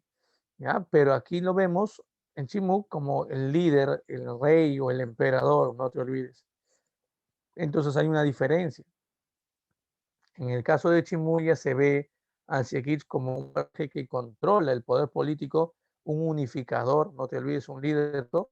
En cambio, en el caso, ¿no? de Moche, todavía lo vemos como parte del sistema, ¿no? De atomización del poder o de diversificación del poder político. Recuerden que Moche no fue una sociedad centralizada, los Chimú sí. Ahora, cuando hablamos de arquitectura, las construcciones de Chimú, al estar ubicadas en la costa, chicos, utilizan qué material para construir. Recuerda, aquí se utiliza bastante el adobe. Y miren, se utilizan frisos, no te vayas a olvidar. Podemos ver esto, es la portada de Chan Chan. Miren los frisos. Profe, ¿cuáles son los frisos? Miren estos frisos, estas líneas horizontales y estas representaciones aquí, ¿no? Que tienen la forma de un animal. O en todo caso podemos encontrar este tipo de frisos. Miren, ¿qué tipo de frisos son, chicos? ¿Qué se representa en esa imagen? A ver, dime. A ver, ¿qué representaría en esto? Esto es un río, chicos, y estos son peces. Ya no te vayas a olvidar. Ya, ahí está. Miren este otro friso. Aquí también vemos diseños geométricos, así como también representaciones en alto relieve de aves, pelícanos. Entonces encontramos qué tipo de frisos en las construcciones Chimú. Frisos geométricos, líneas, no te olvides, rombos también podemos ver aquí en la parte superior donde está el pelícano. Podemos ver también representaciones ictiomorfas, ictioespes, no te olvides, y ornitomorfas, aves. No te vayas a olvidar, una gran variedad. Todas estas tres imágenes están asociadas a los frisos de Chanchán, que es la capital de los Chimú. Por cierto, Chanchán es la ciudad, ¿no? O la ciudadela de barro más extensa de América prehispánica, no te vayas a olvidar. ¿Eso qué significa? De todas las culturas, o mejor dicho, de todas las construcciones que se hicieron en base a adobe antes de la llegada de Colón aquí a América, la ciudad más extensa, la más grande, es Chanchán. No te olvides. Se cree incluso, chicos, que al momento de fallecer un gobernante, al momento de fallecer, por ejemplo, un gobernante, eh, muy bien, Camila, ¿sí? Claro que sí. Al momento de fallecer un gobernante, el siguiente personaje al mando tenía que fundar un nuevo barrio en Chanchán, es decir, ampliar la ciudad de Chanchán, chicos. Ampliarla, extenderla. Eso es lo que se plantea, lo que se presume, no te vayas a olvidar. ¿Ya? Es por eso que Chanchán fue cada vez convirtiéndose en una ciudad cada vez más extensa, más amplia, por esa idea. Ahora, debemos también tomar en cuenta algunas otras construcciones, como por ejemplo, miren esta imagen, por favor, observen esta imagen. Ahí está. Esta es la llamada huaca arcoíris. Profe, ¿por qué arcoíris? Miren la representación de estos frisos en forma de arcos en la parte superior, pero miren estos seres que aparecen en medio. ¿A qué se parecen, chicos, esas imágenes? ¿A qué se parecen? A ver. A ver, a ver, a ver, a ver. ¿A qué se parecen, chicos? A ver, a ver, a ver. Nada. Tiene la forma de una especie de dragones. Por eso es que le llaman Huaca del Dragón a esa construcción donde se ubica esta imagen, bueno, repetida, porque no vayas a ver que no vayas a creer que es solamente una imagen. Es una gran pared, es un gran muro donde se puede ver siquiera unos 12 imágenes repetidas de estas. ¿Sí? Por eso se llama Huaca Arcoiris o Huaca del Dragón, no te olvides. Sí, claro, sí, por eso se le llama también Huaca Arcoíris. Claro que sí, Alex. Sí, eso está, ¿a ¿cuánto? A 15 minutos de Chanchán, chicos, en taxi, ¿no? Ahí en la zona de Trujillo. Recuerda, el sistema de desplazamiento, más que nada es con taxi, ¿no? Y los taxis están bastante baratos, bastante cómodos. Entonces, pues en poco tiempo hacer el tour, ¿no? En Chanchán y luego te vas a Huaca del Dragón, que es importante. Ahora, debemos también tomar en cuenta, chicos, ¿cómo le llamamos a esto, chicos, en empleo de un solo color? ¿Cómo denominamos a esto? A ver. Monocromía, excelente, claro. Miren, por favor, esta es la cerámica de los chimú. Esta es la cerámica chimú, ¿no? Incluso, ¿no? Si tú de repente eres un alumno, ¿no? De relativa antigüedad, en la biblioteca APU hay una cerámica que es propia de Chimú, ¿sí? Es un huaco silbador de doble cuerpo, Chimú. Un poquito quebradito, ¿no? Pero de repente lo has visto cuando has ido a la biblioteca. Bueno, si ibas a la biblioteca, no sé si en ese tiempo, ¿no? Estudiabas tanto como ahora. Muy bien. Mira, por ejemplo, tenemos aquí, miren, influencia de qué cultura, chicos. Oye, mira, picos divergentes, Azapuente, ¿qué cultura? ¿Influencia de qué cultura? Mucho te demoras, ¿ah? ¿Qué cultura empleaba picos divergentes y Azapuente? Pues, sin influencia nazquense, ¿no? Claro, Paracas también, claro que sí, Ángelo, muy bien. Nazquense. Debemos también tomar en cuenta, por ejemplo, la representación de esto. Miren, un monito, miren por aquí un monito, son los sellos en particular, esculturas de monito pegados, chicos, no te olvides, al pico, no te vayas a olvidar de esto, ¿ya?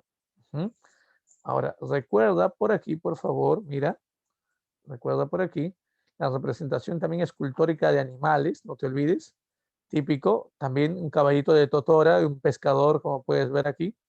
Esto, chicos, es influencia de qué cultura, dime.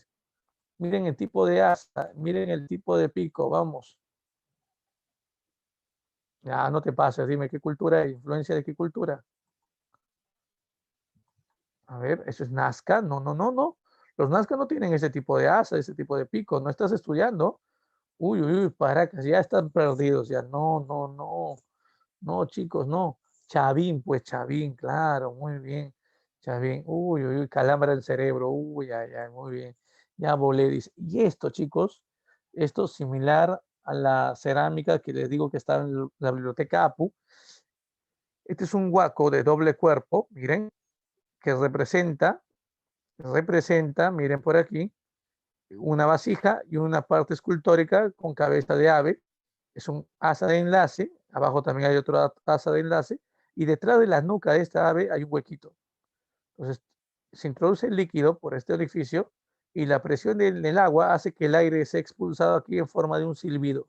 Por eso se le llama huaco silbador, no te olvides. Huaco de doble cuerpo, no te olvides de eso.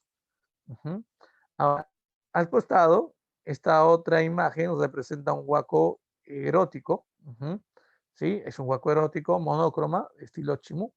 Ahora, hay otra cerámica que es el llamado huaco rey, que es influencia de los sicam, por cierto, que representa en la parte del pico el rostro del gobernante chimú. No te olvides, es el llamado huaco rey. Ahora, también los chimú destacan en la orfebrería, chicos. Ellos tuvieron mucha influencia de sicam y de moche. Miren, vasos queros de oro, máscaras funerarias, brazaletes, no te vayas a olvidar, incluso la representación del tumi, no te olvides, donde se ve la imagen de Nailán, no te vayas a olvidar, ese es el tumi. Y ahora, cuando hablamos de religión, por ejemplo, los chimú fueron una sociedad totalmente religiosa. Recuerden, ellos eran orfistas y politeístas. Profe, ¿qué significa orfista? El término orfista, chicos, significa que ellos rendían culto a los muertos. No te olvides, culto sobre todo a sus gobernantes fallecidos. Los gobernantes, el cuerpo de los gobernantes era conservado. Para esto se terminaban retirando los órganos, ¿verdad? Se terminaba prácticamente deshidratando el cuerpo de la persona y a esto se le conoce como malki. Muchos le llaman momia, ¿no? Pero si lo comparamos con los egipcios o con la forma de embalsamiento egipcio, no hay punto de comparación, no se parece, ¿no? Pero bueno, había una celebración en tiempo de Chimú donde se sacaba al gobernante, a cada uno de estos gobernantes y los llevaban en una procesión por Chanchán, una celebración en honor a sus ancestros, ¿no? Y a estos gobernantes que eran considerados también como una suerte de deidades, estas momias. Los incas, después de someter a los Chimú, toman este aporte, chicos. Por eso es que en tiempo de los incas también existe una fiesta llamada la Capa Cocha, donde se terminaba sacando a los malquis o a estas momias de los gobernantes fallecidos. Salía la momia de Manco Capa, Sinchirroca, Yupanqui, Maitacapa, Capa Yupanqui, Carroca, Yaguarraca, Huiracocha, Pachacute, hasta el Inca que se encontrase reinando en ese momento en una tremenda procesión. Ahora, hay teorías que plantean de que eso termina influyendo mucho después en los españoles. Los españoles adoptan este sistema, ¿no?, de procesiones, pero para santos y vírgenes, ¿no? Y entonces aquí encontramos el antecedente más remoto a esto, chicos. El orfismo chimú, no te olvides. Ahora, politeístas, por supuesto. Uno de los dioses al cual, por ejemplo, ellos adoraban es a Nailán. Sí, este personaje que es considerado fundador de los Icán es adorado por los chimú como un dios. También está la diosa Shi, no te olvides, o Si, que es la diosa principal. Aquí está, chicos, miren, ella, la luna, la diosa principal. Tenemos a Chan, que es el sol, y a Ni, que es el mar. Ahora, la pregunta sería la siguiente. La pregunta sería la siguiente. ¿Por qué adoraban como diosa principal a la luna y no al sol? Posiblemente porque la luna podía ser percibida por los chimú no solamente durante, recuerdo, en la noche, sino también durante el día. ¿Ya? Y eso es importante. Por eso consideraban simbólicamente que la luna era más poderosa que el sol, ¿no? Ahora, ¿qué pasó con la cultura chimú, chicos? Esta cultura de grandes orfebres, que por cierto también trabajaron mucho la aleación de dos metales, el cobre y el oro, chicos. Pregunta, ¿cómo se llamaba esta aleación de cobre y oro? ¿Te acuerdas? ¿Cómo se denominaba esta aleación de cobre y oro? A ver, chicos, ¿están vivos? Uy, uy, uy. Muchachos, Aquí, profe. Muy bien, ahí están por ahí, muy bien, excelente. ¿Están vivos todavía, no, chicos? ¿Cómo se denomina la aleación de oro y cobre? Ya lo hemos visto. Tumbada. Ricus hacía esto, Moche también, sí, muy bien, excelente, se llama tumbaga. Tumbaga, excelente. ¿Ya? En tiempo de los incas se le da otro nombre, se le da el nombre de champi, no te olvides. ¿Ya? Tumbaga, después llamado en incas champi. ¿Qué pasó con los chimú? Los chimú fueron sometidos por la invasión de los incas, no te vayas a olvidar. Los incas al mando, no te vayas a olvidar, al mando de Tupac Yupanqui, el Auqui, el príncipe de ese tiempo, sometieron a los chimú. El último gobernante, Minchan Caman, tuvo que escapar de la ciudad de Chanchan eh, y refugiarse en Paramonga. Los incas llegaron a Paramonga y lograron quitarle el acceso al agua a los chimú. Sin abastecimiento de agua, pasaron los días y los chimú terminaron al final rindiéndose ante los incas. Quiero acabar, quiero acabar, chicos, señalando lo siguiente. Minchan Caman fue convertido en una especie, ¿no?, de gobernante local en tiempo de los incas, en un curaca inca, lo que se conoce como curaca. Los incas tienen dos formas de dominar, no pueden dominar violentamente o de forma pacífica. Y una forma de reforzar el dominio sobre una cultura es a través de los matrimonios. El matrimonio que se daba entre el curaca o el jefe del pueblo sometido con de repente una mujer de la población inca, o el matrimonio que se realizaba entre el inca con una mujer de la familia de ese curaca. Sobre todo trataban de emparentar vínculos, ¿no? A través de matrimonios para formar alianzas, chicos. Eso lo vamos a ver mejor nosotros cuando hagamos incas después, pero recuerden, el dominio basado sobre todo en el matrimonio fue pieza clave en el tiempo de los incas.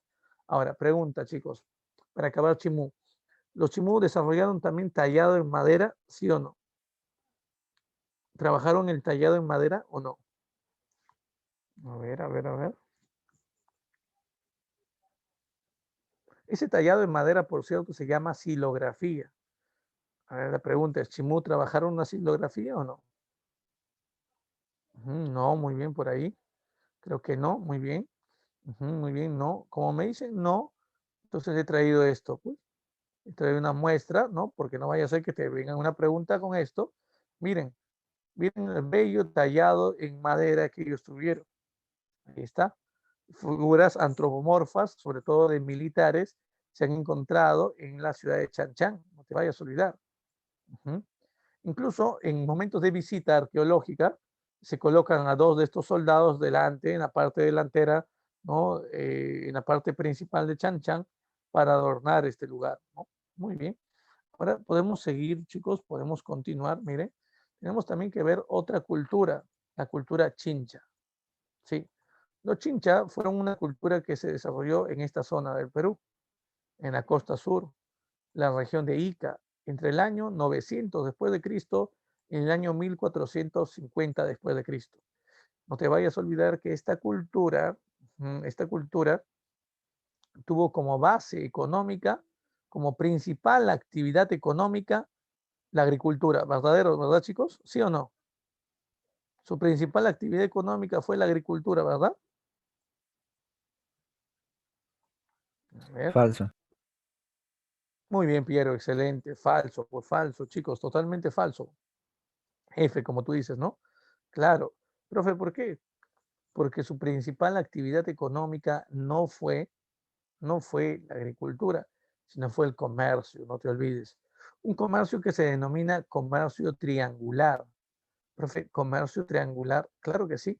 Profe, comercio triangular, ¿por qué? Porque si unimos nosotros los ejes del comercio que vienen a ser Ica, la meseta del Collao, porque ellos llegaban a comercializar, chicos, con la meseta del Collao, y también llegaban a comercializar con esta isla, la isla de Puná, ubicada frente a las costas de Guayaquil. Si unimos estos tres puntos, podemos llamarlo así comercio triangular.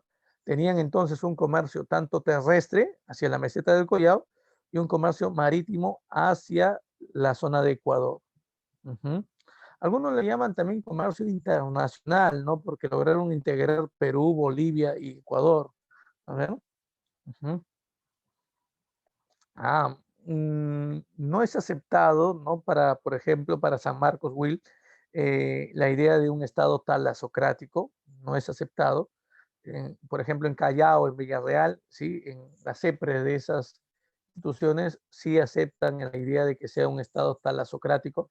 San Marcos habla de un Estado teocrático, no te olvides, teocrático, dirigido por sacerdotes. ¿Ya? Son interpretaciones o puntos de vista, ¿no? Tomados dependiendo, ¿no? Va variando esta información dependiendo de la universidad que vayas a postular. ¿Mm? Entonces, ¿no? Villarreal, Callao, hablan de estados talasocráticos, ¿no? Similar a los de Creta, por ejemplo, ¿no? Similar a los fenicios de la antigüedad, e incluso, ¿no? Por eso es que justamente esas dos CEPRES denominan a los chincha como los fenicios del Nuevo Mundo o los fenicios del Perú antiguo. Pero San Marcos, ¿no? Señala de que el grupo que viene teniendo influencia en el control político son los sacerdotes. Por lo tanto, para San Marcos, un estado teocrático. Ujú. ¿Sí? Por eso es que como nosotros estamos tomando sobre todo esa idea, ¿no? De San Marcos, por eso le pongo aquí Estado teocrático, gobierno teocrático. ¿Mm? No sé si me entendiste, Will. Sí, a ver, a ver. Ujú. Sí, profe. Ok, ok. ¿Qué tipo de productos se obtenían, por ejemplo, obtenían los chinchas de la meseta del Collao y también de la zona de Ecuador? Eso es importante. Por ejemplo, de la meseta del Collao, chicos, obtenían productos. ¿Qué productos? A ver, a ver, a ver. Por ejemplo, uno de los productos de repente en cantidad obtenido en gran cantidad viene a ser lana, cobre, por ejemplo, también abundancia de cobre, lana y charqui, pues claro, charqui, carne seca. Por ejemplo, de la zona de Ecuador hay varios productos que ellos también obtienen. Por ejemplo, las chaquiras, no te olvides, también las plumas, por ejemplo, de guacamayo y sobre todo el espóndilus, chicos. ¿Qué viene a ser el espóndilus? Muy buena pregunta. ¿Qué es el espóndilus? Ah, no te vayas a olvidar de esto. En esta sociedad ubicada en la costa sur, en Ica, comercializaba bastante el espóndilus. Aquí está en la imagen del espóndilus, chicos. Este es el espóndilus, es una conchita, claro, muy bien. Una conchita marina, muy bien. Una concha sagrada, por cierto, ¿no? Estaba asociado a qué, chicos. Una chaquira vienen a ser partes de conchas que te van a terminar siendo formadas una especie de collares. Esos vienen a ser chaquiras. ¿Ya? Aquí están asociados, chicos, los espóndilos. A ver, dime, aquí están asociados. A ver, a ver. Mientras más rojita es esta conchita llamada espondylus o muyu, también llamado así vulgarmente muyu, chicos, mientras más rojiza fuera, estaba asociado a una mayor fertilidad, es decir, a una abundancia económica. Ya sea que tú fueras pescador o agricultor, era como un amuleto que te daba prosperidad. ¿Por qué te digo que estaba asociado a cambios climáticos? ¿Por qué? A ver, ¿por qué estaba asociado a cambios climáticos? ¿Por qué? Porque chicos, durante el verano, la corriente del Niño, que influye con mayor fuerza, no te olvides, en la zona de la costa norte y sobre todo en las costas de Ecuador, esa corriente del Niño, ¿no? Eh, eleva la temperatura de las aguas y al elevar la temperatura de las aguas, esa corriente lleva estas conchitas hasta la isla de Puna o a las costas de Guayaquil. Imagínate. Por lo tanto, en el momento en el cual, por ejemplo, se observaba ya la presencia de estas conchitas marinas, ayudaban a las personas, claro, a prevenir que se trataba de, ¿qué? De un periodo, de un momento donde la temperatura aumentaba. No te vayas a olvidar. Importante tomar en cuenta eso. Muy, muy importante tomar en cuenta eso. ¿Ya? No te vayas a olvidar de esto, por favor. Ahora, recuerda entonces, es un amuleto para la abundancia económica, pero también era utilizado como un fin ritual, chicos. Eso también era importante, por ejemplo, como una creencia de que tu gobernante, al morir, puede encontrar el camino a una vida después de la muerte, o de repente pueda descansar en paz, en tranquilidad, Por eso era necesario que en las tumbas de estos gobernantes se colocasen varias piezas de espóndilos o de muyos. ¿Y sabes en qué tumbas, por ejemplo, se ha encontrado gran cantidad de espóndilos, chicos? Se ha encontrado en las tumbas de los aymaras en Bolivia.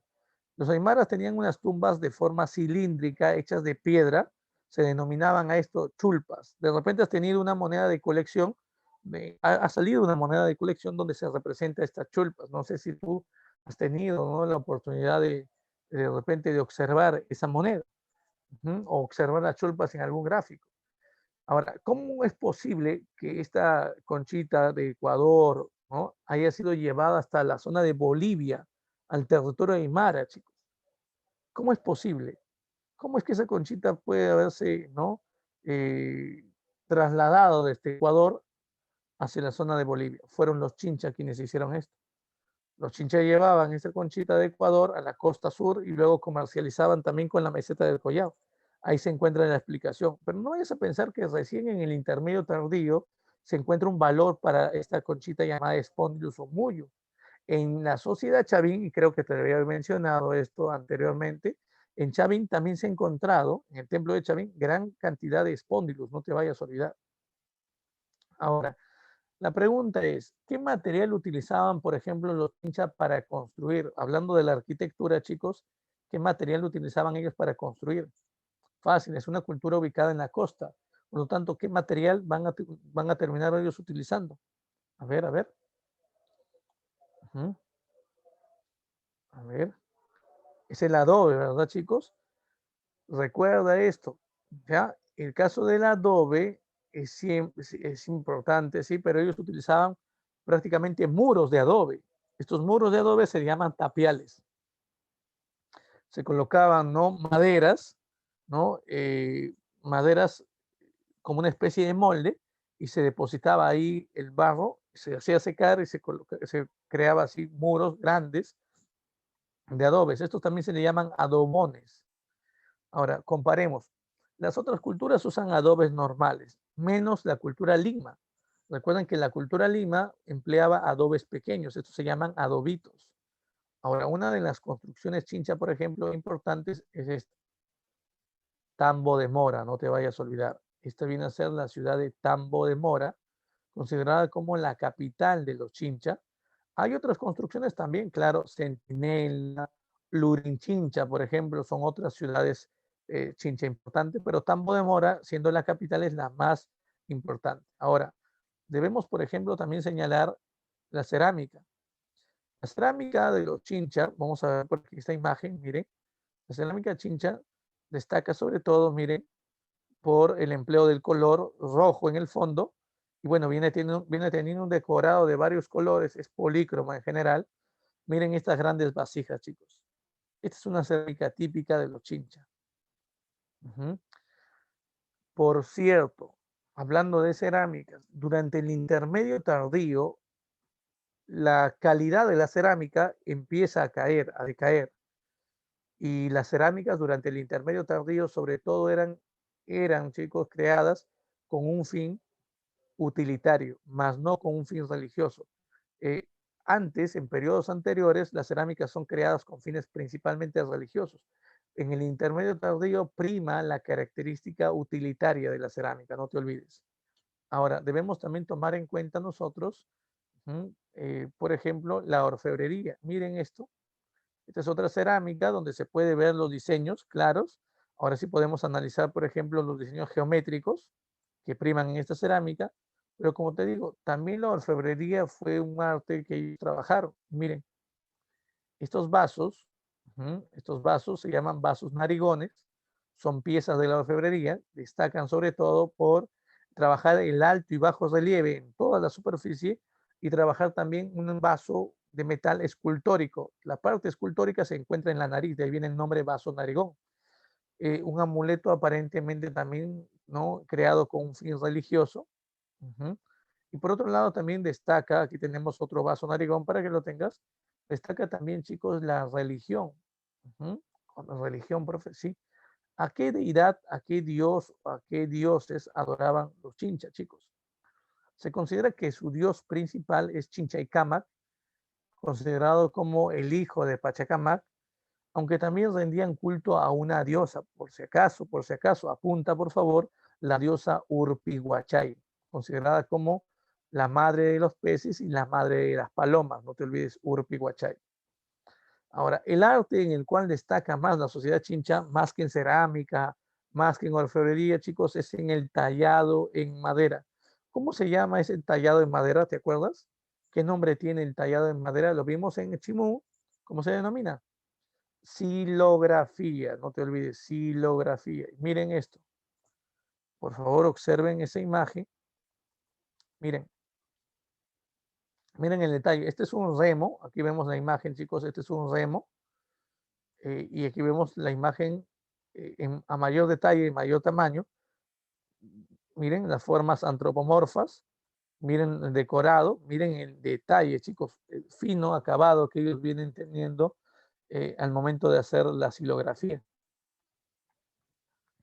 Se plantea que estos remos no solamente son utilitarios, sino también son ceremoniales, no te olvides.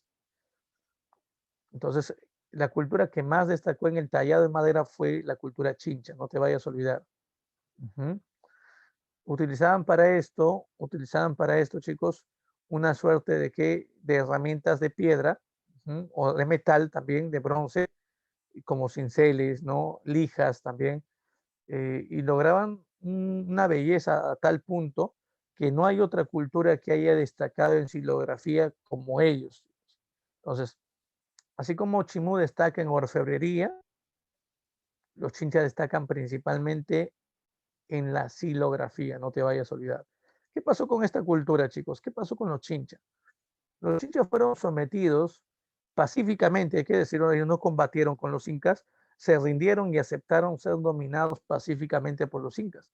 El último gobernante chincha, Guavia Raucana, no te vayas a olvidar, Guavia Raucana termina siendo sometido por Tupac Yupanqui. No te olvides, en el caso de Chimú también Tupac Yupanqui sometió a esta cultura, pero Tupac Yupanqui todavía no es inca, chicos. Te explico. El inca reinante en el Cusco en ese tiempo era Pachacútec. Tupac Yupanqui era el Auqui, el príncipe heredero, y mientras su padre Pachacútec reinaba en el Cusco y se encargaba de algunos otros asuntos administrativos, Tupac Yupanqui dirigía los ejércitos y sometió a Chincha y también sometió a Chimú en ese tiempo. Espero que se haya entendido esto, por favor. Espero que se haya entendido esto. Ahora, ¿qué tipo de madera? Sobre todo el guarango, ¿no? El guarango, lo que comúnmente se conoce también en la costa norte como algarrobo, Camila.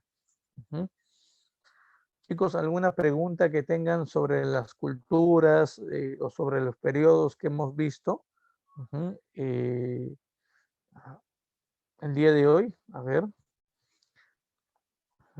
Así terminamos, chicos, la clase del día de hoy, ¿no?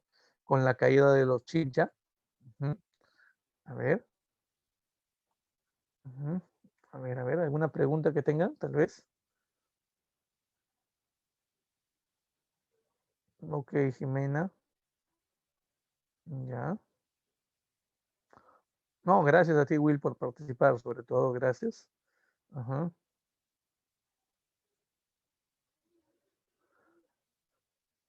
Las técnicas, a ver, recuerden que, muy bien, hola, muy bien, Angelo, gracias, Jimena. Las técnicas que van a utilizar para la cerámica son técnica del pintado precocción, la mejor técnica de pintado, ¿ya? La técnica del horror al vacío va a ser empleada, ¿no? En la fase Chaquipampa, por ejemplo, Wari, pero después no. Esas son las técnicas más comunes que se van a terminar viendo. Muy bien, chicos. Entonces, si no hay ninguna pregunta, me despido. Cuídense bastante, a cuidarse, chicos, en este tiempo y estudiar como siempre, ¿no? Nos vemos, chicos. Gracias. Hasta luego.